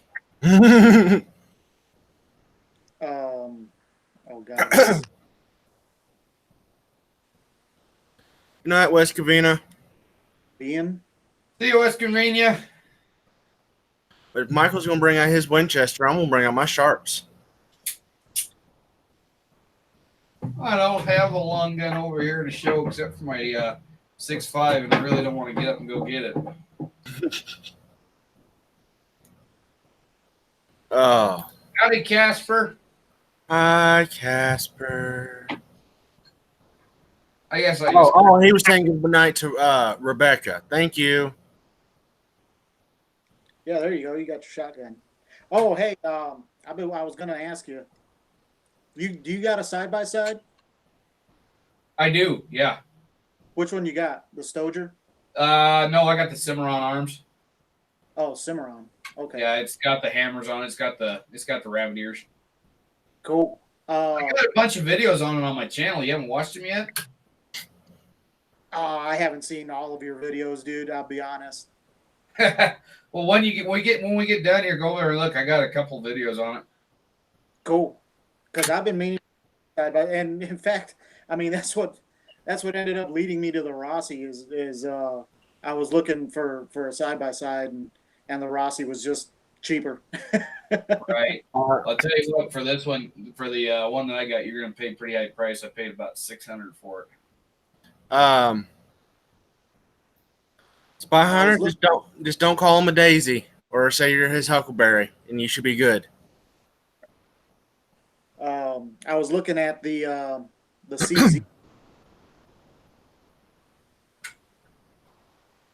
because I was trying to find Soldier Uplander, but I couldn't find it anywhere. But I came across the CZ. I forgot what it's called, Right. but it's got the dual hammers. I think it was listed at 7 something. Oh, well, it'll be cheaper than the Cimarron will be cheaper, but the Cimarron's a copy of the Colt 1878, and the rabbit ears are up close together, so you actually can catch them both with your thumb and cock them really easy. And it's Cool. true to the original design because if both hammers are cocked, you could still open the shotgun and then let the hammers down and make it safe. All of the shotguns that I've had that are break action, you cock the hammer on them. As soon as you cock that hammer, the whole system locks up and you can't open it without dropping that hammer first. And I really don't like doing that. But Yeah, that could be risky. so I got this one and I really like it. It has problems with Winchester shells, mostly the cheap steel-based Winchester shells. But everything else, it seems to get along. Oh, you know what? I did see that video because you Yeah. got problems with that, right? I'd break it over my knee to get it to eject, and Yep. Yeah, I recall that now. in fact, I'm going to test those shells in this baby when I get going to the range again. So I'm going to test those shells in it. I also ordered $60 worth of different shotgun shells from Midway USA. So I'm going to test them in both this one and the double barrel. There's some that I haven't tested the double barrel yet. But that double barrel, the Winchester's the only ones that seem to not like. It'll run Winchester double A's. That's the only Winchesters it'll run is the double A's, the skeet and trap shooting rounds. But we're gonna test some more stuff in it. We'll test this one, see how it does. And Cool, man. the only thing with this one is it does not like those star crimp shells from everything I've seen online. That's what I've been hearing. They're like, Star crimp. When a star crimp unfolds, it's actually a 3-inch long shell. So when it goes to come out, it's going to get caught up right here in the frame. Yep. So I'll have to see how this one handles that. And, God dang, I thought I had all the burrs off this gun, and I've already cut my finger and cut myself again on it. That's the only downside to buying a cheap gun is it is definitely cheaply finished. There is more burrs on this gun than you could shake a stick at. hey, dude, you're preaching to the choir, buddy. No, this is worse than any gun. I mean, you could probably gut a deer with this. All you'd have to do is just start raking it up and down the middle, and it would gut it. Well, you see what I had to do to just keep the loading lever on there. I don't know how well you're going to be able to see this. I'm going to highlight me. But I filed and sanded on the side of that block, and you can still see there's mill marks and cast marks in it, in everything. And Yeah, this thing that's is really, really rough. It almost looks like somebody over there in China took a cold chisel and a block of steel and carved the gun out of it. you never know, that might have happened. But everything locks up nice and tight on it, and so and it cycles a shell. So we'll see how it does. But being it's a Century, I wouldn't be surprised if it blows up in my face. Tom said he got a gun for his wife. It was the best trade he ever made. And apparently that joke went right over Spy Hunter's head. But no, I've been looking for that because I know that there's I can get this one converted, take this breech block out, put the new one in to accept brass shells. But I've been having a hard time finding them because I've actually found out this one was meant for brass shells, and the breech block for it had the ejector on it, and then someone converted it to percussion. So, oh God, what's that? So I'm having to look for that, but they got a good replacement. They got an IBA replacement breech block for percussion. I just wish I had the centerfire cartridge for it, conversion for it as well. That way I think I'd have to get 28 gauge for the brass to reload it for it, I think. I don't know. I couldn't tell you.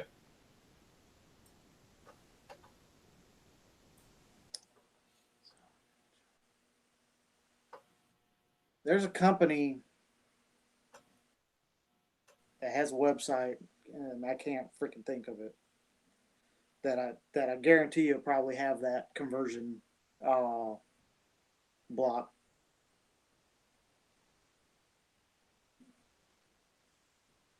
Oh, I just seen this on Facebook. I gotta share it here. I wish I could share the picture, but apparently, it goes like this: a guy accidentally shoots himself in the face after a bullet ricochets off an armadillo. How the hell And did that the next comment down is what really gets it. It's called Carmadillo. Carmadillo? The heck was he shooting the armadillo with? A BB Other gun? than a 22. What? 22 will go through an armadillo. I don't know. I've heard 22s. A lot of people say 22s will do miraculous things. I've seen a lot of 22s bounce off shit too. Only thing I've ever seen a 22 bounce off was a hog. Oh, well, we Nope, lost we lost- Jeremy there. We'll see if he comes back. Taken plenty of armadillo, and I know for a fact that a 22 will stop it. Well, I remember a guy telling me that you could put a cow down with a 22. You just put 3 of them right between the eyes. And so he went to do that with a bull, and then I had to go move that bull the next day, and I went to go put the chains on that bull to get him up out of the corral because he was sick. He should have been put out of his misery long before that. But anyway, yeah, that damn bull, after he'd been shot in the head 3 times with 22s, he hauled off and kicked me on the end of the nose. Oh, And so then I went and I got the 45 and I shot him again. And then I was just, things he was laid out on the ground. I didn't hit anything vital when I shot at him. I was at the wrong angle, so all the bullets just went through his jaw. So the next morning, same story. So I wound up just cutting his throat and then I cut the skin off his skull there and I poked around in, and then 22s were lodged right in the bone. They never penetrated the skull. yeah. I mean, if you want to put a cow down with a 22, you got to get behind the ear. Right, yeah, behind the ear. Which is what I should have done. The only thing is where I was at with the tractor. If the bullet had gone through, it would have went to the tractor. That's why I didn't. That's why I shot him from the other way, and that's why it went in Hey, like this and out the jaw. Oh man. You're back, Jeremy. yeah, I might be cutting in and out a big old storm roll through, and it's flickering my power. Oh, okay. Connected to my mobile hotspot right now. So Well, if you cut out again, we'll catch you on the next one. oh no, okay. Don't do anything nasty. We've had 3 days of nasty thunderstorms. In fact, yesterday we had 7 tornadoes within 40 some miles of distance. Damn. So yeah, hopefully it doesn't get too nasty for you down there. That reminds me, I gotta open. I'm just trying to. A bit hotter than hell in here. There we go. Oh shit. Well, no, it just came all in at once. I'm just glad my modem and my computer is on a power surge because it went boom. Trying to get YouTube back up so I can watch the chat 'cause I can't see what's going on right now. Oh man.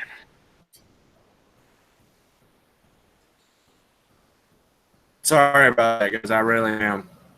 Okay, Spy Hunter says which is better, the Magnificent Seven, the original or the reboot? The original was better. The reboot was shit. Yep. Yeah. Oh, yeah. Which But that's if another. anything goes down, I have mobile hotspot right here. Sorry. Okay. No worries, Jeremy. We got you. That's another Western that I never really got. I think we kind of touched on that last chat I was on, but I'll reiterate. Fistful of Dollars, I like, but I almost didn't like it when I realized it's basically based off of the Japanese samurai movie, the Akira Kurosawa, Yojimbo. which I had seen before I saw Fistful of Dollars. And then when I saw Fistful of Dollars, I'm like, why does this movie seem really good? And then I realized, and then I kind of almost didn't like it, but then I really did like it. And I'm gonna try and some. Magnificent Seven is again roughly based off of Seven Samurai, which again is another Akira Kurosawa movie. Back in my younger days, and well, even still, I'm a big, samurai. I like old school Japanese samurai movies. And Akira Kurosawa is one of my. Hold on, guys. I'm gonna try to join this conversation from my phone. Okay.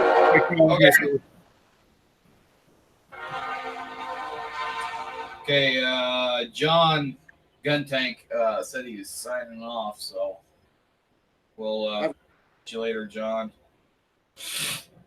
Thanks for joining us. Yep. And he's, like I said, he's a guy I work with occasionally. He's in the same department of the government.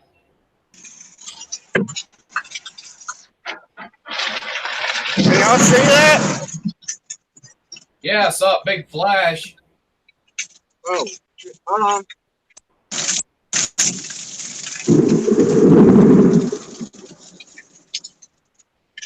Oh, wow. Nasty. Yeah, that ruined everything. Wow. Well, my 9:45 train was on time.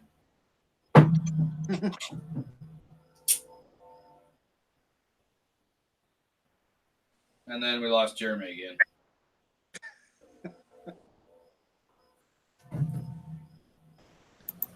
I've never seen the Flight of the Phoenix with Jimmy Stewart in there, Jakeway. Or Jakewa. I seen the remake. Didn't really care for it, but I never saw the original. I've seen them both.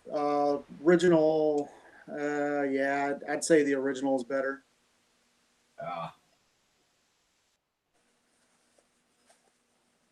I was really excited for the remake of the 310 to Yuma, and then I found out that that was just crap. I didn't care for that.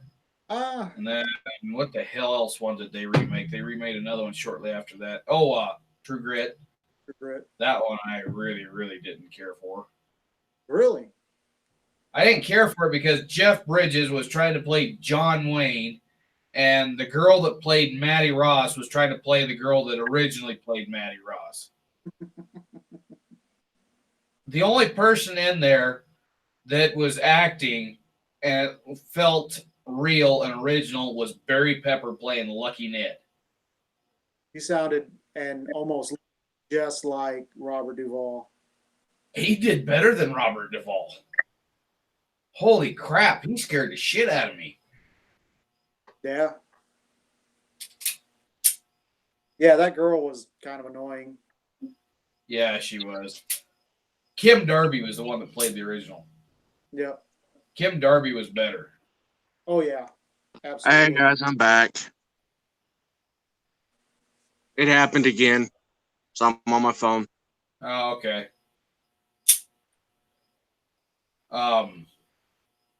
Jakewith says the new True Grit was kind of like the Deadwood language. No, Deadwood language is a lot worse than True Grit. Depending on what you mean by the language, and if you meant in the way it was written, I could see what you're saying. If you're talking about the kind of words that they use, no. Yeah, they weren't really all that bad on the True Grit movie. No, they weren't. Although it'd be funny to see, what's his name? Ian McShane play Rooster Cogburn. Ooh, that would be good. That would be awesome. I think Ian play him as Al Swearingen. Fill your hands, you cocksuckers.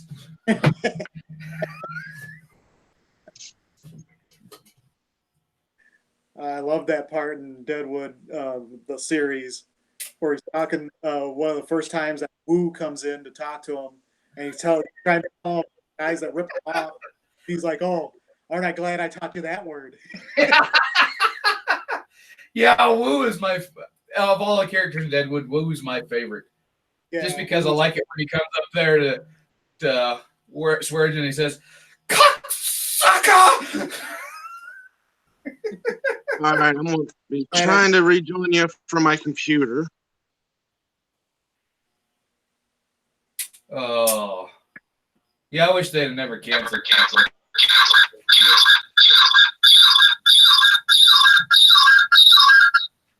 What? What the hell was that? I hit the end button and it didn't end, and so it was on my phone, and then it wasn't, and it was on my phone, then it wasn't. Yeah, my phone glitched all the hell out. Yeah, the storm's subsiding already, but that's going to be enough to keep me from going to the range to redo all the reshoots I need to do. So that means no more shooting videos for the next month. Oh, Jake was getting about the way they talked. He was talking about the Elizabethan fancy language. Oh. Yeah.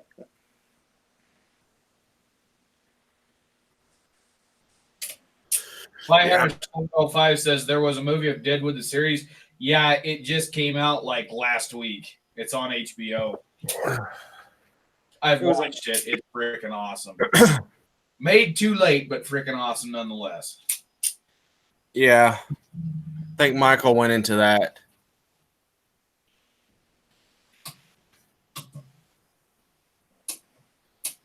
Oh, goodness gracious. I have a question for you. What cats, if you can find them, like percussion cats, which ones do you prefer for your cap and ball revolvers? I use Remington number 10s. That's primarily what I use. If I could get RWS cheap and local, I would, but Remington number 10 seems to be what I can get, and they're the hottest I've found, so I use them. I can get RWSs all day long. Right. I'm actually going to be sending Michael a 10 of these as soon as I can get the money, because hazmat fees. Well, I'm putting it into a small flat rate box, right? Inside of an envelope. So even if that envelope goes missing, there's still the flat rate box with this information that they have to ship out still.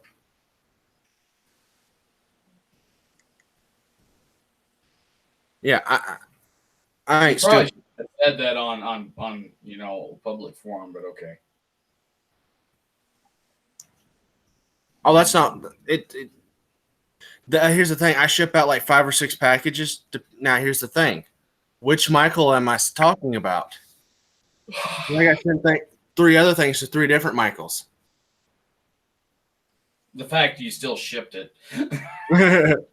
Oh, they're going to be looking at all my packages now is what you're saying? Yeah. Well, then I can get them for looking in my crap without permission because they're supposed to. Yeah, but now they've got reasonable cause, reasonable suspicion. Still can be fought. Still, but you know what? Going against the government, you don't have a very good chance of winning. Yeah. Frickin' post office. Them people are, holy crap, they are pissy. Yeah, that is true, but I'm still waiting to see if they're going to reimburse me for a package that I lost that someone sent to me. Well, and I'm not going to be the one being reimbursed. The other person is. And it was a whole bunch of 45 caliber brass, unprimed and everything. There should be no hazmat or nothing about it. And it was from city to city. It should have already got here. It was lost in shipping. Oh, I've had so many of those, and then they turn up 3 months later. Yeah. I called bullshit on him. So did he. Because Spyhunter 705 says, so guys, tell me if they ever made a real Westworld without the killer bots, what job would you get? Mine would be the saloon owner. I'd be brothel inspector. I would probably I'd probably be sheriff. Just because I could.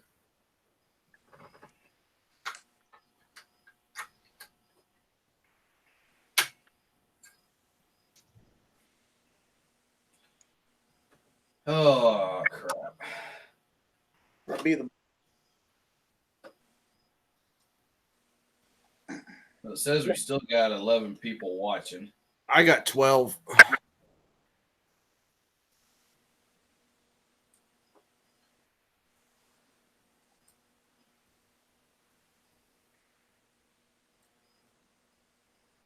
Huh. Jakeway said he had something similar to happen to him, and it was shipped to the wrong person. I mean, Well, that just makes for a really, really bad day. yeah.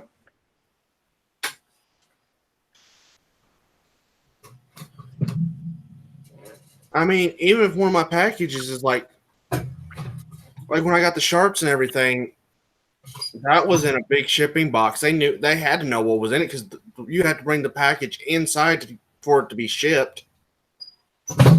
Right. Jakeway says that tonight's chat is pretty interesting. One of the best chat. Good. I'm glad. Have we decided on a name yet? No, we didn't. There wasn't. I think it was like 2 people really suggested names. One guy made lots of suggestions,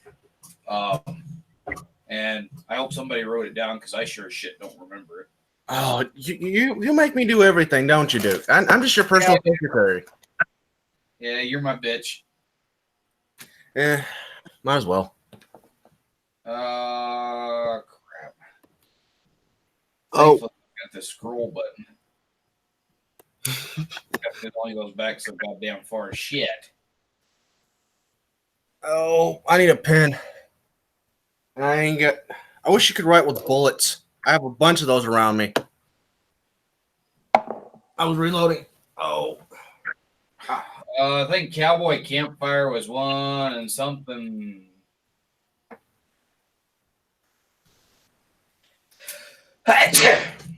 Bless you. Rebel Cowboys After Hours or some damn thing. Yeah, something like that. Spy Hunter says guns in chat. That's pretty simple. Yeah, but that probably gets took off the air pretty quickly. Yeah. We gotta. I meant to tell you this.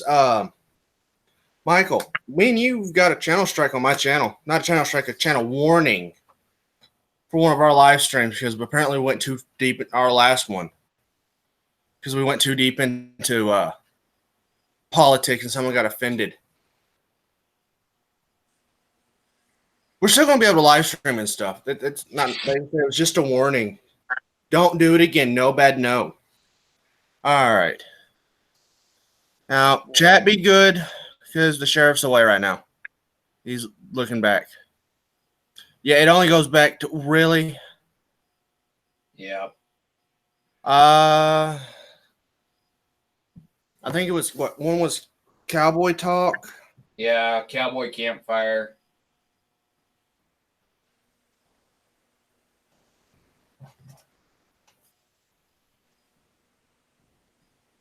What's bad is I gotta type all these later and send them to you so you can remember this crap.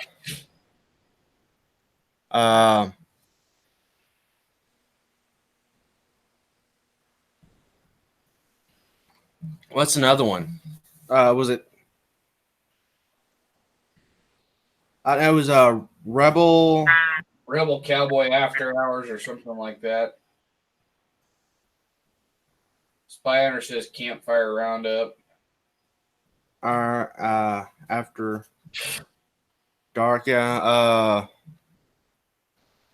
What was it? Campfire Roundup. Yeah, something like that. Okay, guys, I noticed there's starting to be some political crap over there on the chat. Remember, we're going to keep politics out of this stuff. Yeah, I've been writing. That's fine, Jeremy. You're writing. I'm watching it. All right. Last warning: next politics comes up, you get put in timeout.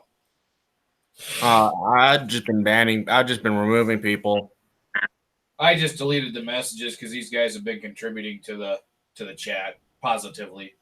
Yeah, beforehand. Yeah, I can understand that. Just give them a little bit of a warning. Yeah. But That's still taking names though. Warning: the trolls just get ban hammered. Yeah. Any more names pop up, I'll write them down. So far, we've got 4. I think Rebel Talk. Right. I'll contribute one. You want to contribute one, Michael? About New chat name.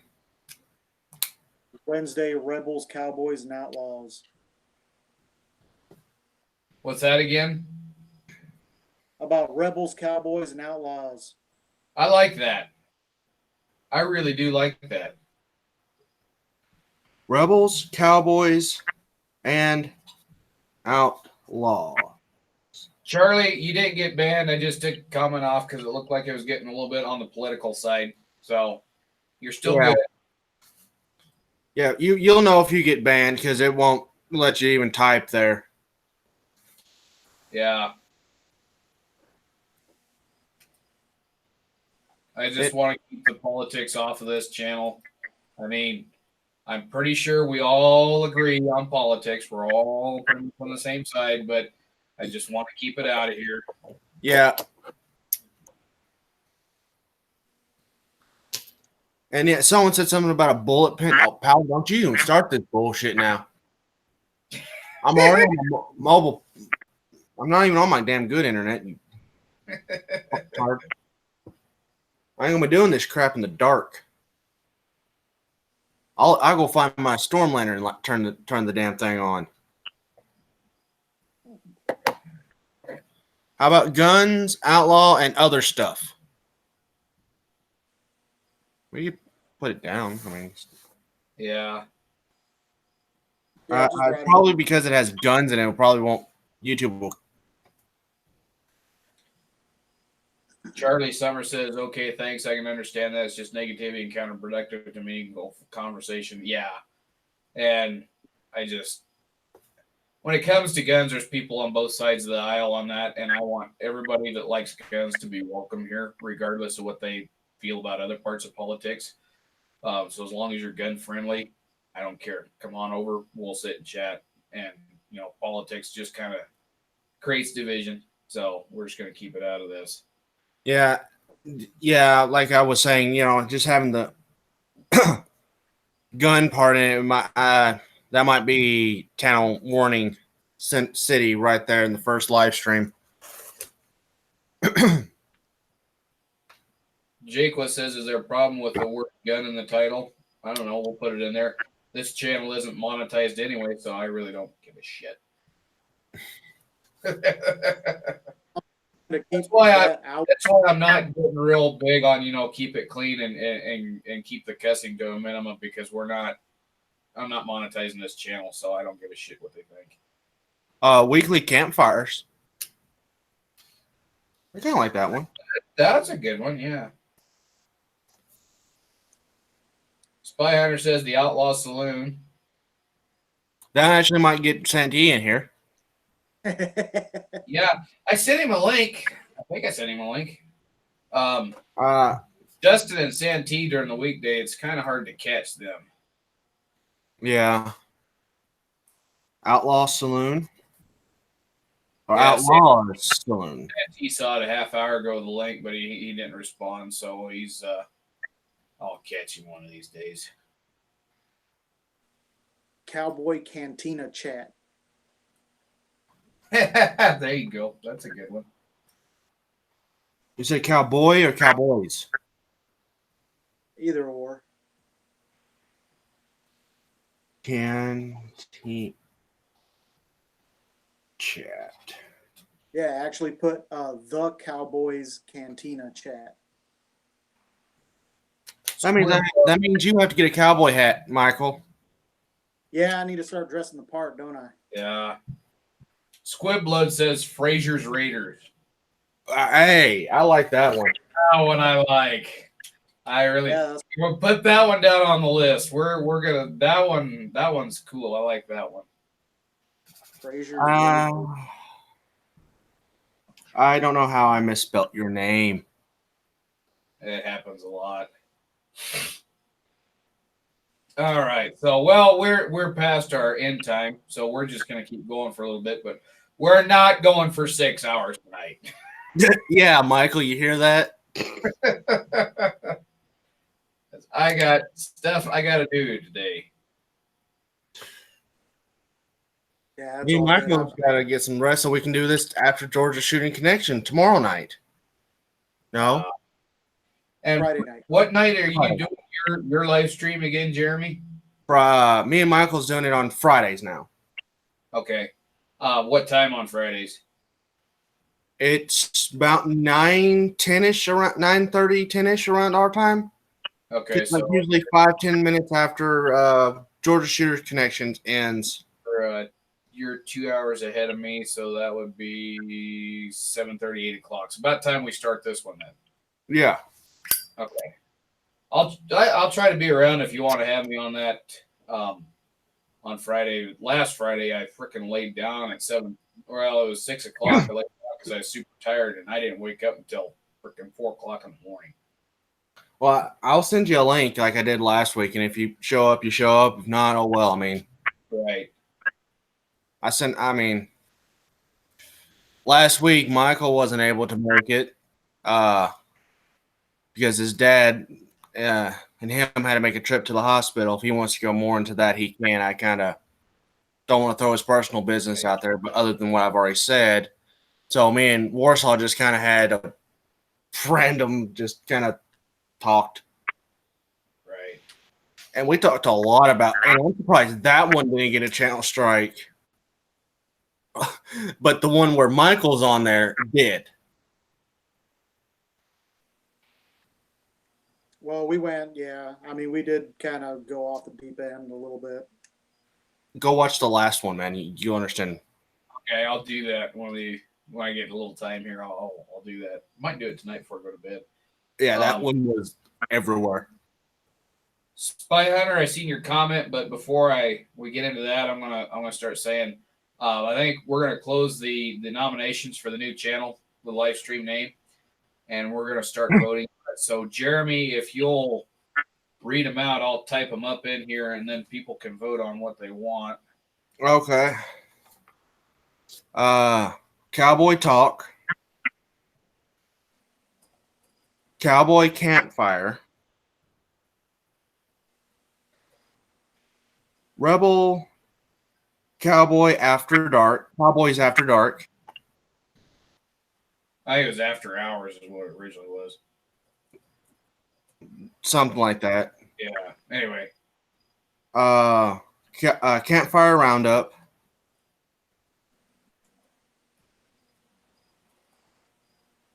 Rebel Talk.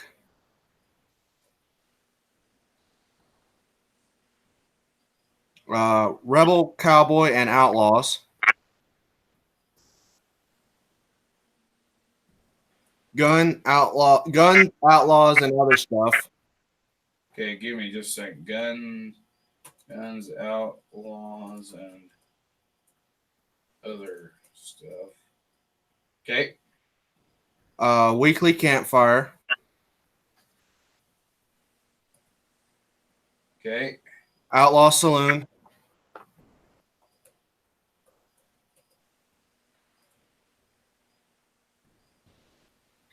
The Cowboys Cantina Chat.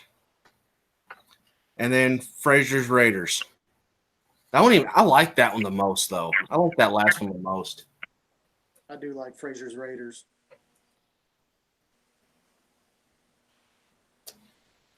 Fraser's Raiders Wednesday night chat.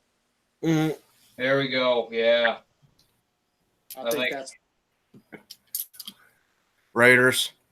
Yeah. Let me keep a tally. Yeah, Raiders. just keep a tally on that. And So Raiders for 1. Raiders for 2.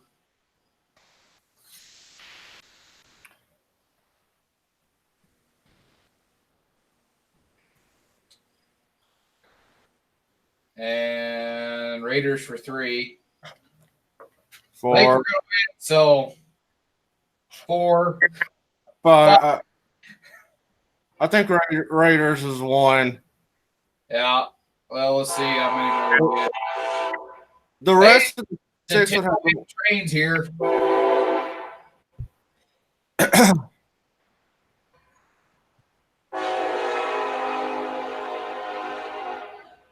trains. It would have, as it sits right now, someone. Okay. I have no clue. Oh, couple minutes. Don't miss the party train. Don't miss the party train. Yeah, no. Like someone literally, guys, they would have to like all the rest of the votes would have to go somewhere. Trains, thunder, and airplanes. Well, if you'd have mentioned that before we closed the nomination, I would have taken it into consideration. But Yeah, you got the trains, Duke. I got Jeremy's the thunder. I got the planes outside. oh, They fly over my house. That's why I don't do anything outside. I can't. Because every freaking 5-10 minutes, here comes a plane flying. And apparently, I moved to a freaking coastal city. right.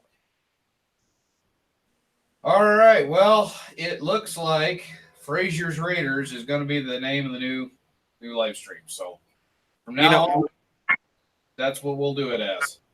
All right. And here's the thing. I want a shirt that says that now. Right. We should do that. We should. Do that. I want a shirt that says that. I should do that as a fundraiser. That would be awesome. Yeah, it You would. guys, you guys will get one for free, of course. Sweet. I'll throw you a little something. Help you out. All right. Well, I'll look into that. Yeah, man. Because Awesome. I'll have to see what I can find for design and stuff, and see if I can find somebody that can do them fairly cheap. But yeah, we'll try to do that. Steve Thompson would have one of the shirts. With a cowboy hat and like 2 pistols, Oh yeah. 2 rifles. Like kind of like a Jolly Roger, but cowboy Jolly Roger.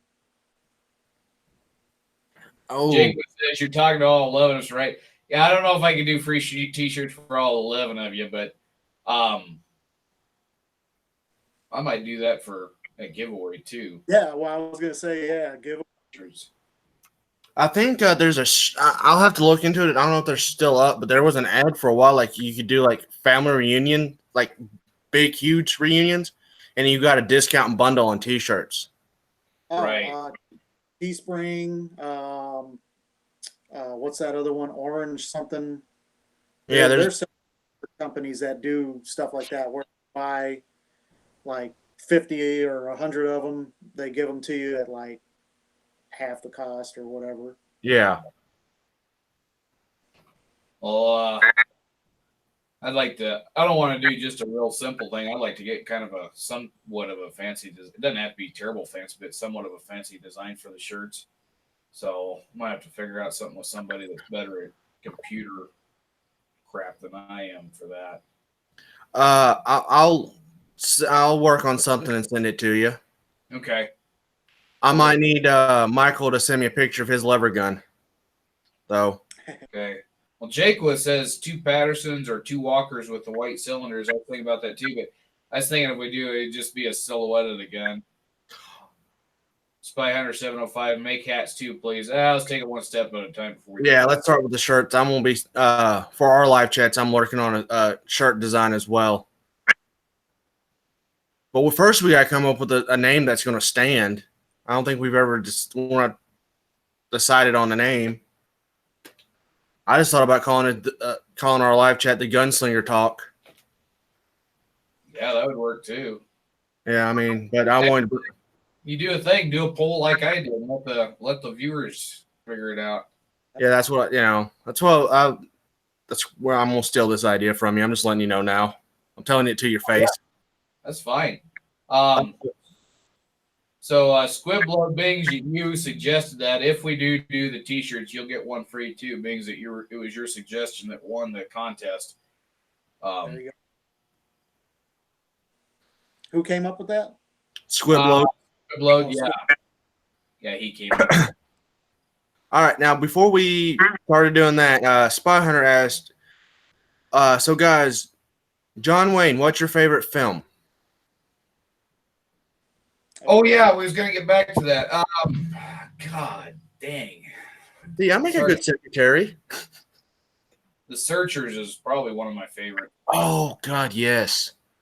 And That's True Grit and the Searchers.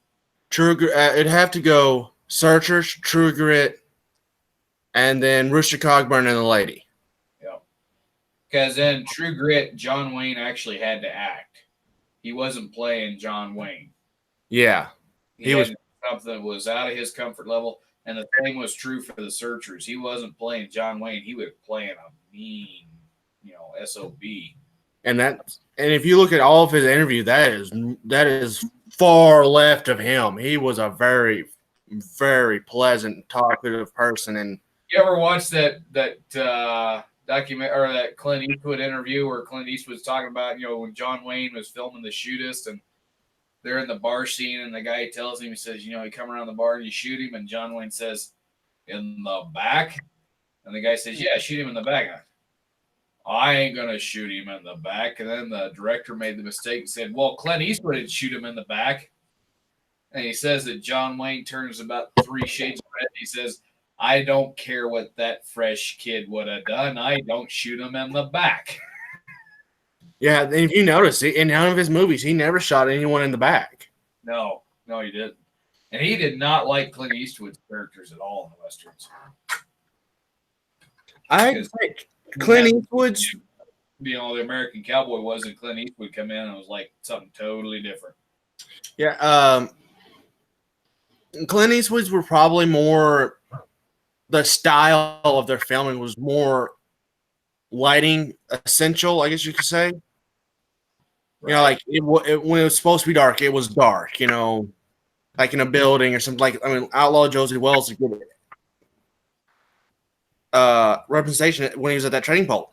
They're dark inside those places at the time because out of the frontier, getting your lamp oil, that was time consuming. It was not a very big thing. So during the day, it wouldn't have been lit very well. And that shows off. Right. Spiner says True Grit and El Dorado. El Dorado is a good one, but the problem with El Dorado is that it's basically the same thing as Rio Bravo. Yeah. Just different characters, but it's the same freaking story. They got a town drunk. They got the fresh kid that comes in and helps save the day. And it's directed by the same guy, Howard Hawks. Yeah, I think. And it's filmed in the same Western town. Yeah, I think everybody takes place in the exact same barn. Yeah, I think the reason that they done that is that somebody wasn't happy with it, the way it was portrayed, and so it was redone, and they got the same people. And because James Caan was in which one of them came first? Was it El Dorado or Rio Bravo? I don't know. It just He was in El Dorado. Rio Bravo was oh gosh, what's his face? Dean Martin. Yeah, because you had El Dorado. That was John Wayne, Robert Mitchum, and James Caan, and then I can't remember who the other guys were. And then Rio Bravo was John Wayne, Dean Martin, Ricky Nelson, and almost said Wilford Brimley. It wasn't Wilford Brimley. It was God dang it, the old guy. He played Stumpy. Walter Brennan. Yeah. Oh yeah. Okay. That's the only reason I really like Rio Bravo is Walter Brennan's character in that. Yeah. Ooh. More than I liked El Dorado. I think my picks would probably be True Grit #1, Shootist #2, and The Sons of Katie Elder #3. Sons of Katie Elder was a good one too. Yeah, it was, but I think that's the first John Wayne film I remember watching as a kid. I like Sons of Katie Elder. The first John Wayne I watched was Big Jake. Yeah, that was one of my first ones too. Was Big Jake. That one was all right. I don't remember. And then we watched Sons of Katie Elder, and we watched We watched True Grit a couple times. I remember as a kid, and we watched El Dorado, Rio Bravo, The Cowboys. It wasn't until I was a little older before I got some of the other westerns. Oh, the Three Godfathers is another good one with John Wayne in it. Mm-hmm. I don't know if you've seen that one, but that one is good. But you know what? But yes, go ahead, Michael. I was gonna say that's another remake of an old Japanese movie, Right. which that's just odd. That was done a lot. Was that? That was done a lot because if you look at the time a lot of those were made, there were still a lot of hard feelings towards the Japanese. Oh yeah, absolutely. We got to do better than the Japs, so. Yep. Yeah. And Plowboy said that he read that John Wayne actually not only met Wyatt Earp, but spent some time with him, and supposedly Wyatt Earp influenced Wayne's persona on screen. Yes, and Him and John, was it John Minks? Or it was one of the first people to play Wyatt Earp because he was also a pallbearer at his funeral. Tom Minks. Yeah. And who was it John Wayne worked with? Harry Carey Sr. Yeah. He got a lot from him because Harry Carey Jr. was in a lot of John Wayne's films after that. Yeah, and I think one of the best quotes that even he passed along to other actors that were coming in was, "Talk softly, talk slowly, and don't wear suede shoes." Because you're going to be a movie star one day, and then if you run into the pisser with somebody, they're going to be like, "Oh,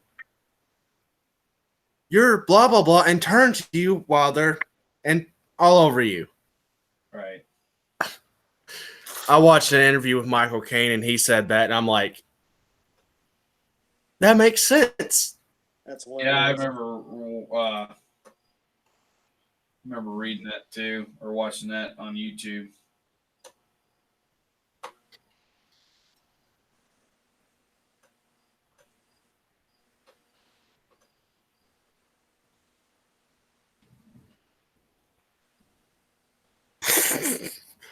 Oh. My hair's not fluffy yet, so it's hiding the fact that it's not hiding the fact I got big ears. Ha! And I just got scolded on it. Yeah, John Wayne did what? Total over. It was over 50. I don't know exactly how many he was in. Oh no, it was 180. Oh, it was daggone. Yeah, but a lot of them were in the 30s. You know, when they make a freaking movie a week, Yeah. they'd have it filmed and edited within a week. B-rolls.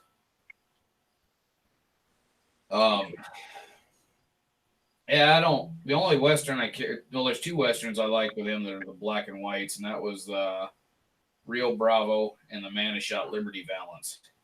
I like Angel and the Batman. That's the only one I don't fall asleep to. Yeah, I do like Man That Shot Liberty Valance. Yeah, that was. I fall asleep. Him and Jimmy Stewart were only in two movies together. It was The Man Who Shot Liberty Valance and The Shootist. Yeah. Really? I thought it was another one they done. Nope. That was the only two they ever did together. Okay, I have a question. First two Westerns not by a Pacific actor. Which was the very first movie that you watched that was a Western that you remember? That I remember? It was Sons of Katie Elder.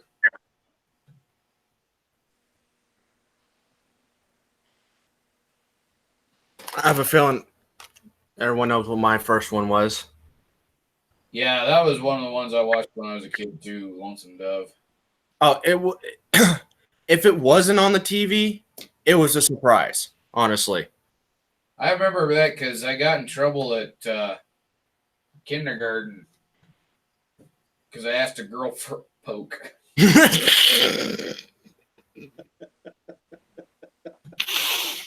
Uh, Did you ask her to cut cards with you? Yeah, I don't remember. I just remember getting in trouble for that. Where did you learn that? Well, Gus McCrae says it. That's I always took after. My mom says I took after Woodrow Call, that I don't tolerate rude behavior.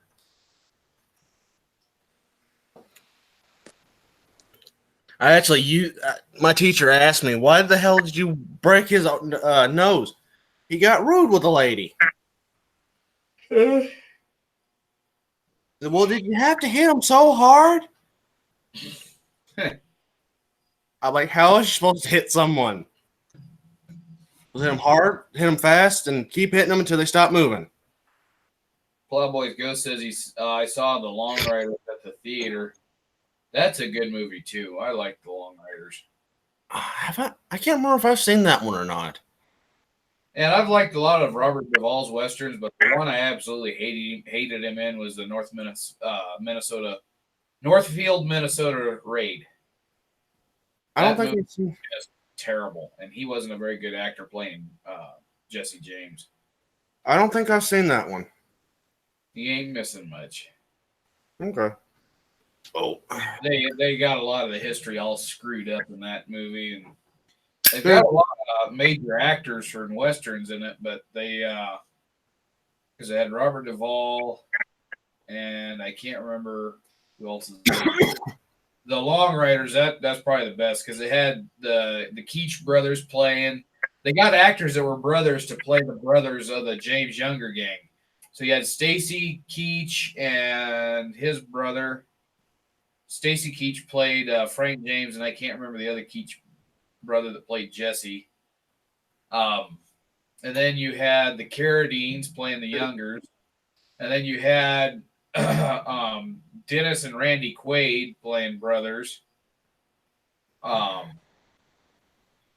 yeah. That was just that they thought that out when they did that. Well, there's been a lot of Jesse James movies where they fudged up historical facts to make it better, and that it kind of irks me a little bit. But of course, they've irked up all. Look, they don't get everything right with a lot of when they try to do historical because it doesn't fit the narratives they're going for with the movie. Revenant, the worst. They really fucked history up with The Revenant. I haven't watched it because I was told it was horrible. I mean, the bear mauling scene is the only thing they really got close to being accurate. It's a good movie, but as far as history is concerned, it's not historical. And where I work at in South Dakota, I'm 20 miles south of where Hugh Glass got mauled. Or no, excuse me, 60 miles south of where Hugh Glass got mauled. And I tell you what, they're in a goddamn spot within 100 miles that looks anything like they had in that movie. Yeah, didn't they film in Canada or something? Yeah, they filmed in Canada until the summer started coming in. Then they had to go to South America and finish it up in the Andes. Yeah, they had to finish filming in Argentina. Jeez. So the scene where at the end, where he finally gets one of the guys that left him, that's filmed in Argentina. What I'd like to see them make a movie of is one of these guys, William Johnstone. I have a feeling they'd screw it all up, but I'd like to see, I like to see some of Ralph Compton's books get made into movies. Yeah. So he wrote some really good books, and a lot of them he was just manuscripts he started and then he died, and other Western authors took them up and finished them, and they're freaking awesome. That's kind of what happened to some of William Johnstone. Some of his were finished by his, I think it was nephew or grandnephew or something like that. Right. And you'll see his name on it, and then you'll see and then they went back and edited some of his because they were a little too risque for modern readers. Yeah, well. As Lewis Lamore said, I never had sex in a book because I never thought it really added anything to it. Ralph Compton, he followed that line. But the thing about a Ralph Compton book is every one you read is different. Once you read one Lamore book, you've read the whole freaking series. Well, he doesn't actually go into like, it's just kind of implied that that's what's going to happen. Right. But it's usually between a married couple. It's it's implied that that's about to take place, and then it transfers until something else happens. Right. It's never actually just directly said they pucked. But like I said, it just.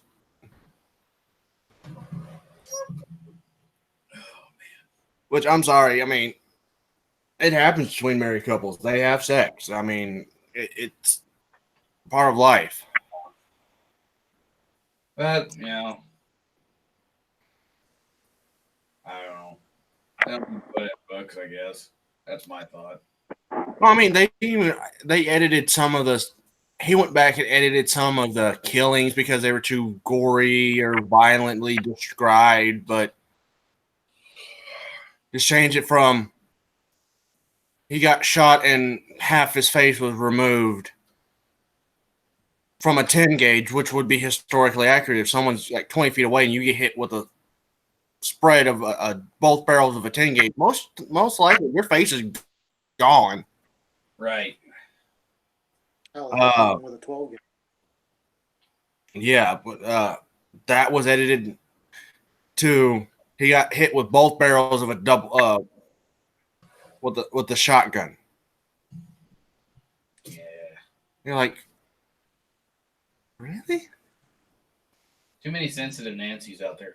Did I say that out loud?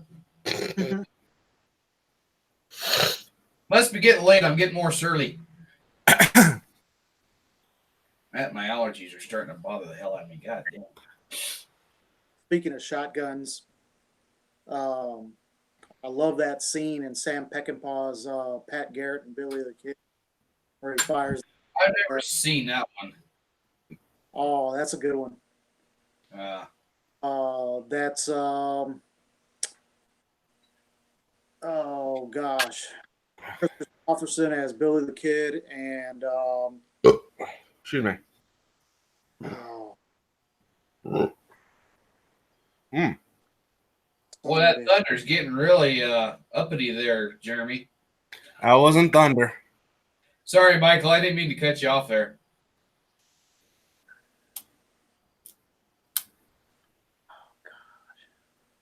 He's trying to think. Night 6-shooter, night takeaway, and Ray Land says hi. yeah.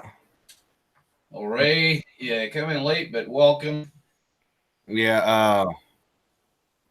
I think we're gonna shut this down at 10:45, guys. All right. yeah, Because I gotta get my dogs. I'm kind of getting tired. And it sounds like there's people starting to sign off for the night. So Yeah. dang, I can't remember that actor. What's that one movie? Young Guns. What did y'all think about Young Guns when it came out?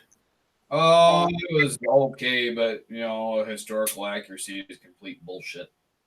Yeah, yeah. Historically, I mean, it was for shit, but it was another good, just Hollywood movie.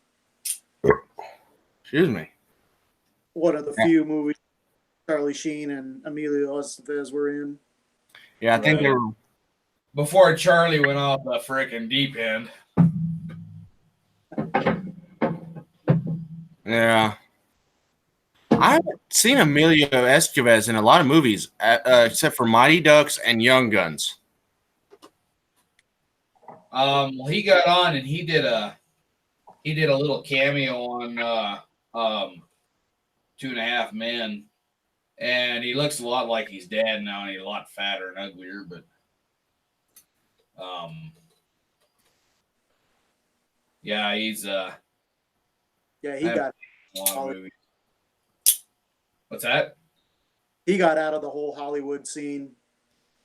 Right. But I mean, he was pretty big too in the 80s and 90s. He was in Breakfast Club. Yeah, that's another one I've seen him in. He was in gosh, the one with the freaking big rigs, the Stephen King movie. Oh shit! Maximum Overdrive. Wes Covina says, that's a holster. Looks like a peg leg. Give me just a second here.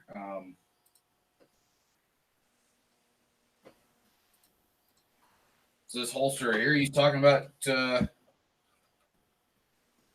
Wes Covina.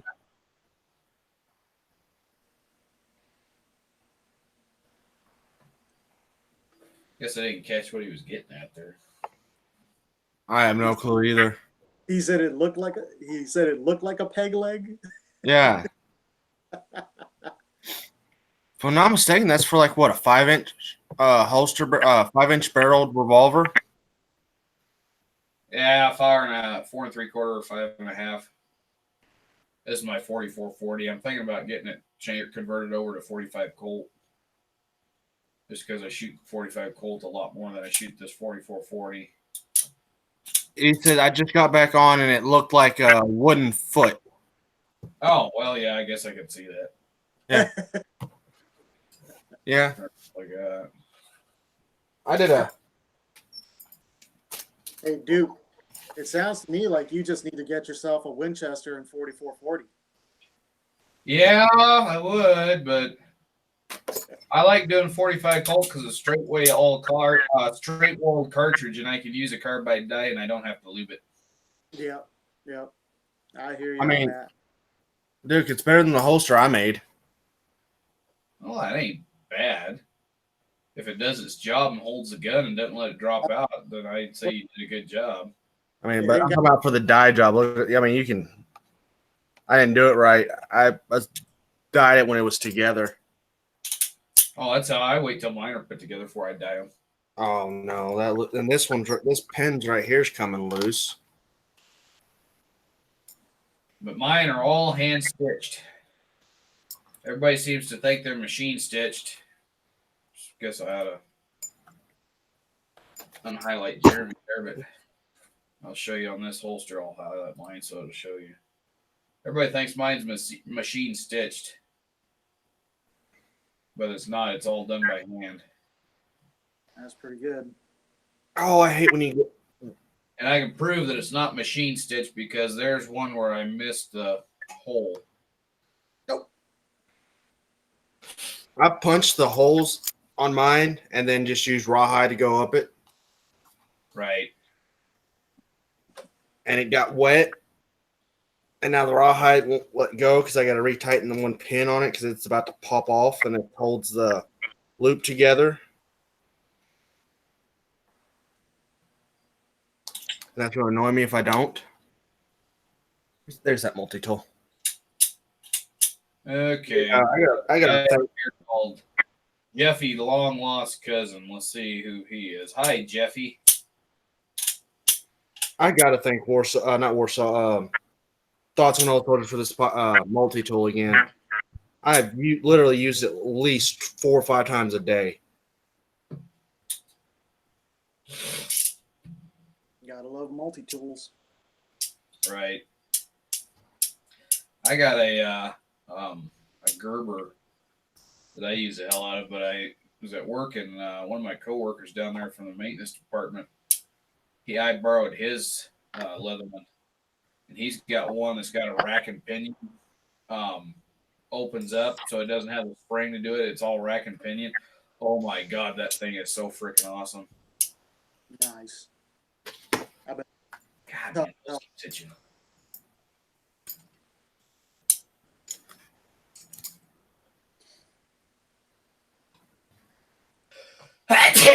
God.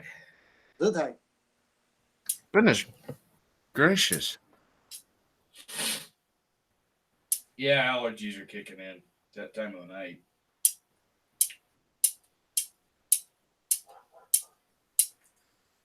Oh, there's my dog barking.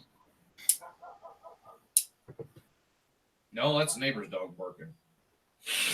He says, I like this. I like this story. I don't.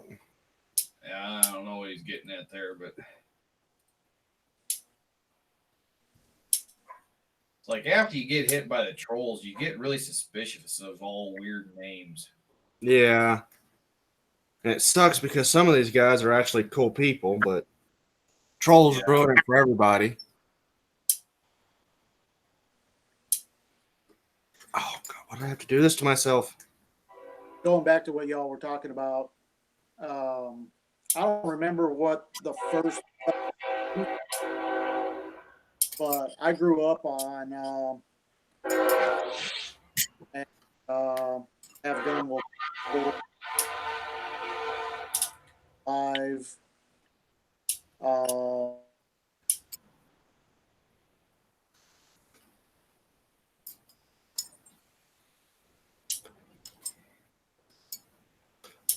Okay, I think Duke's train stopped now. You can say that again, Michael. So I did not get a word you said. The 1040 train was right on time. And of course, my damn phone has to go out as soon as I start talking. Oh, I don't know why it does that. Just all of a sudden, it'll just drop me. hey, just blame it on an airplane. Actually, Well, then hear any flying over. What was that, Duke?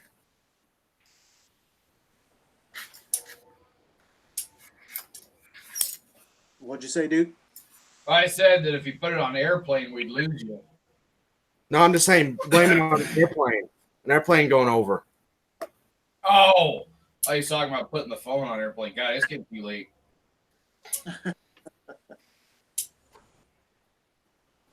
Yeah, that's just. But yeah, I grew up on the old Western TV shows.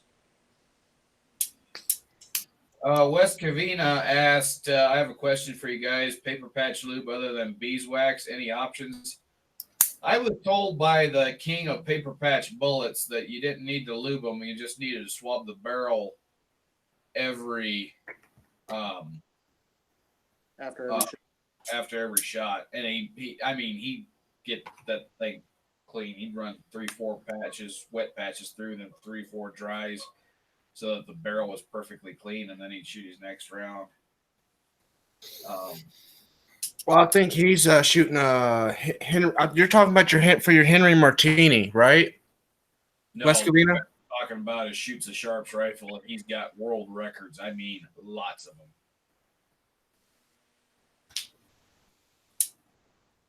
Yeah. Wes Covina says I have a grease cooking running behind it. See, when I did the paper patch, I never run the lube. I always did it like this guy told me, and I just swabbed. And I think that's why I got screwed up on my Pedersoli, because the barrel wasn't broke in yet, and it got fouled up real bad, and I'm still having to clean the crap out of it.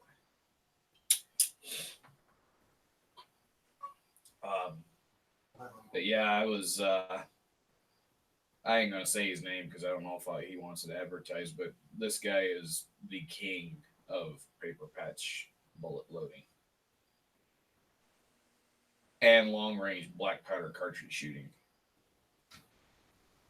I think he got like 18 world records. He's the Jerry Michalek of the black powder cartridge world, if you will.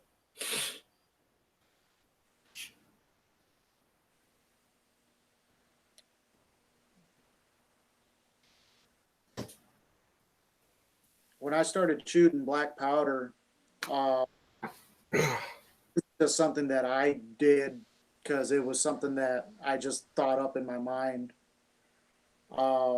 I generally, when I go out shooting, I'll load up the first.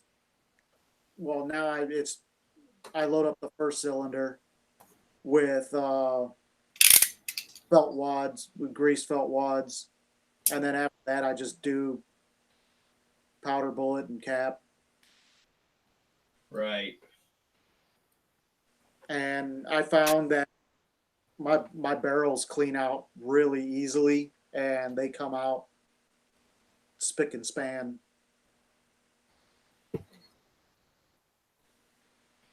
Sorry, I'm doing holster repairs. No, it's fine. No worries.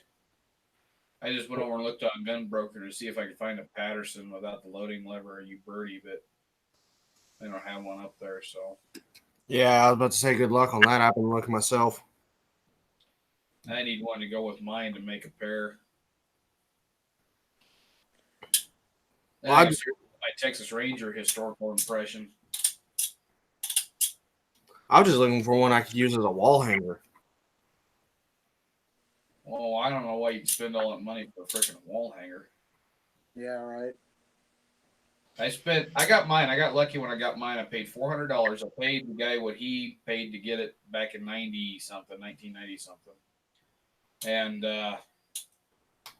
I got it. It had never been fired. I've only fired 15 rounds through it. And I use it for work. It's part of my historical dress. But yeah, I wear it down there a lot, and I love that thing. The reason I carry it with me at work is so I know where it's at all the time. Because of all the guns that I've got, there's only two that I would hate to have stolen because I could never replace them. One's my dad's 30-30, and the other one is that gun. Yeah, I can understand that. Yeah. Yeah. All the guns that I could never replace have already been stolen. Oh shit. Yeah, I gotta get me a safe here before too long too. Because yeah, I imagine it does. Especially guns that have sentimental attachment to them. What makes it worse is that they were stolen by my stepbrother. Oh no. Yep. I think I would have took some cowboy justice out on that if that happened to me. I was just about to say, nooses do solve problems. Oh, I'm not gonna say anything else. Yeah. Well, I was thinking more Blood Eagle. Oh yeah, that would be. Else. Other than there's some unfinished business between him and I. Well, I hope it comes out good for you at the end. I'll put it that way. Well, there's only two outcomes. Either I never see him again, or things will get very interesting. And that's all I'm going to say about that. Yeah, there's always two outcomes. Either the person that bothers you never sees you again, or you never see them again. Yep. Precisely. Oh, Michael, thank you for sending that extra leather. I've been using it a lot. Yeah, I wanted to send you. I had more. I was going to send you more, there was still a little bit of space left in that box, but I didn't want to stuff too much in there and make it to where, if somebody threw it or whatever and it popped open, I didn't want that to happen. So yeah, I was going to send you some more. I might just send you another pack a little later of just leather. Because I got that piece off a couch that was left in the alley back here, and it's some pretty good leather. Oh yeah, I've been using it. I'm using a piece of it right now. I got the whole back side, the sides, and the base of the seat cushions. And the whole backside was panels of leather, Dadgum. about 5 or 6 panels of leather. So you know it was real leather. Yeah. You can tell this is thin cowhide. Yeah. I could probably do a lot with it. I'm using right now what I've got for repairs and other projects that are not big. Well, I still need to make a sheath for my buoy that I kind of started doing and I never got back to it. How big is it? My buoy? Yeah. Oof. I don't know. I've never measured it. Well, I do that kind of stuff, man. I mean, I'm not as good as Duke, but I can do it. Well, the thing is I'm trying to. Here, I'll show you what I'm trying to do. I bought this trade combo. It's the Uncle Henry line. It's got the Skinner and the utility knife, and then I came across this one on Amazon. It's a straight Uncle Henry big Bowie knife. And you want to combine all three of them together, right? Yeah, I'm gonna put this one like that, right up on top, and I want to do it to where it's a strap with a button or a buckle, but I'll probably just do a snap button so I can take it off if I want, or put it on and have them, like that, so I can just carry all three of them. On your hip, yeah. Yeah. That'd work. That should work. What I do is I get you some good Velcro and put you some Velcro on the two sheaths so they Velcro together to stay a little better, and then take your leather straps and put around them. Otherwise, you're gonna have to, try to put that snap on the outside of the sheath, and that's just gonna look. I don't know how to affect the look all that. Well, I was thinking putting it either on the back or, in the belt loop of the one sheath, just kind of Right. in, like tuck What it. I'm saying is, if you just have the loop around it, it's gonna slide off. Oh, it's gonna go, cut in to the back of the big sheath. Oh, go- okay. Yeah. Yeah, I mean, I already got it all designed out, and I made a sheath. I don't know where it is. I don't know what I do with it. I got a pair of scissors for this too. Jeez, I don't know what the hell I do with it. Okay.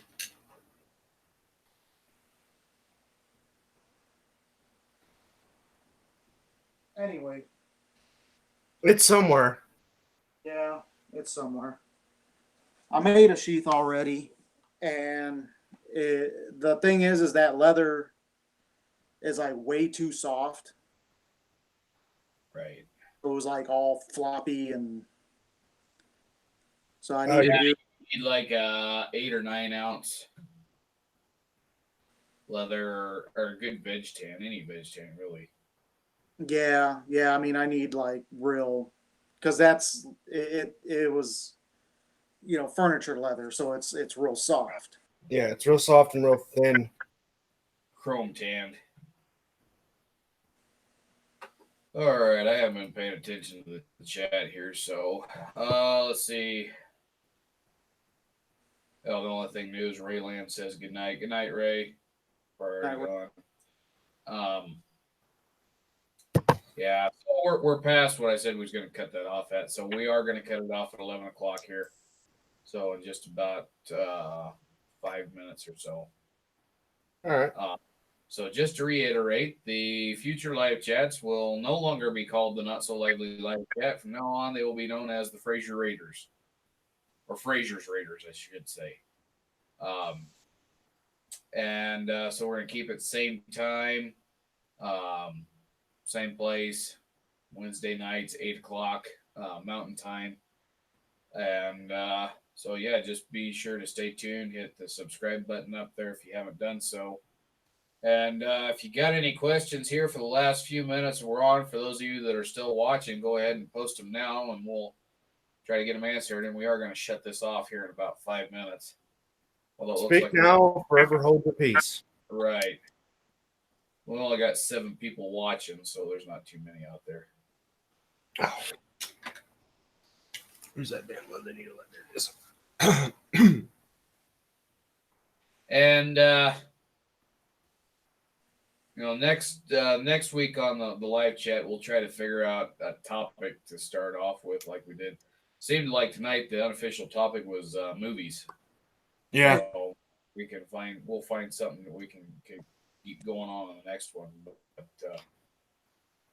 yeah, this was in live chat, and hopefully we'll have you gents back, or maybe we'll have Dustin Weininger and Santa T as well to join us. I should have texted him earlier in the week and asked him, but I forget about this stuff until Wednesday night, and it's like, oh crap, yeah, I got to do that yet. So Squidblood says, I'm about to watch you blast some clay pigeons with a double barrel. Yeah, I remember that day. But the Winchester shells didn't work worth a crap. Bro.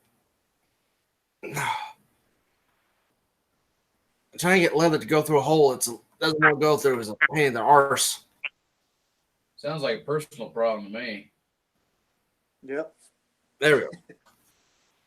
Put a little wax on it. George Gooding says, I got a couple hours sleep this evening so I can make it through. Less dedication. That is. All right. As these pins, these little hanging pins go out on this holster, I've just been taking like little pieces of leather and just basically making knots on both sides of it just to hold it in place. And so far, it's been holding together. I spent, when I started working my leather, I spent $45 for double shoulder. I spent $40 for a leather stitching kit, and that's what I got started with. And yeah, you can make good holsters with that. So for less than $100, you could start making really, really good holsters. But Well, I got this. This was a holster kit from Hobby Lobby. Oh, gotcha. And then I kind of added my own little touches to it, making my own personal little rig. Right. I've actually had someone ask me if I could make them a rig like this, and I'm like, why? Go to Hobby Lobby. And they're like, I can't work leather. I'm like, it literally has everything you need in it. You buy the kit and you can't figure it out, send it to me, then I'll work on it for you. Yeah, it don't take much to really work leather, but there's a little bit of experience that goes in with it that you got to have. Yeah. But other than that, it's pretty straightforward and easy. Yeah. Oh, crap! I was going to talk about holsters tonight too. Oh well, we'll do that next week. All right. I bought me a deluxe leather kit from the tooling kit from Tandy a few years. And yeah, I started working on leather and I made a couple things and then it's been collecting dust. Yeah, I did a basic mortar stamp on this one. Yeah. I don't know if you've seen the picture of the one that I tooled real fancy. I'm not going to go get it right now. I'll bring it on later. But that one was, I did the dye paintbrush and I did multiple colored dyes on the tooled area. Because I did some flower tooling. So, I did the petals one color and the center one color. And then I did the green for the stems and everything. And Nice. Turned out really nice. You know, you can't tell it was my first holster because I did such a good job of painting it up, and you can't see the mistakes in it. Nice. I mean, here's mine. I mean, I got some deer tracks. I got a deer head there and some more tracks up there. Because this is the holster I'm gonna be using for my hunting. And what I don't like about it, it came with where you're supposed to put the rawhide through for a tie down strap. Tie down, yeah. Now I've seen a Mexican triple loop that had a tie down strap on it. Yeah, I just Those are, you know, they were period, but don't think they were very common. yeah, probably not as common as Hollywood makes them out to be. Right. Well, Buscadero rigs didn't exist back then. All right. Well, gents, it is 11 o'clock, so we are going to call it a night. I want to thank everybody for watching. Again, next week it will not be the Not So Lively live chat. It will be Fraser's Raiders live chat. So if you're not subscribed to this channel, be sure to do that so that you'll be notified when we do go live.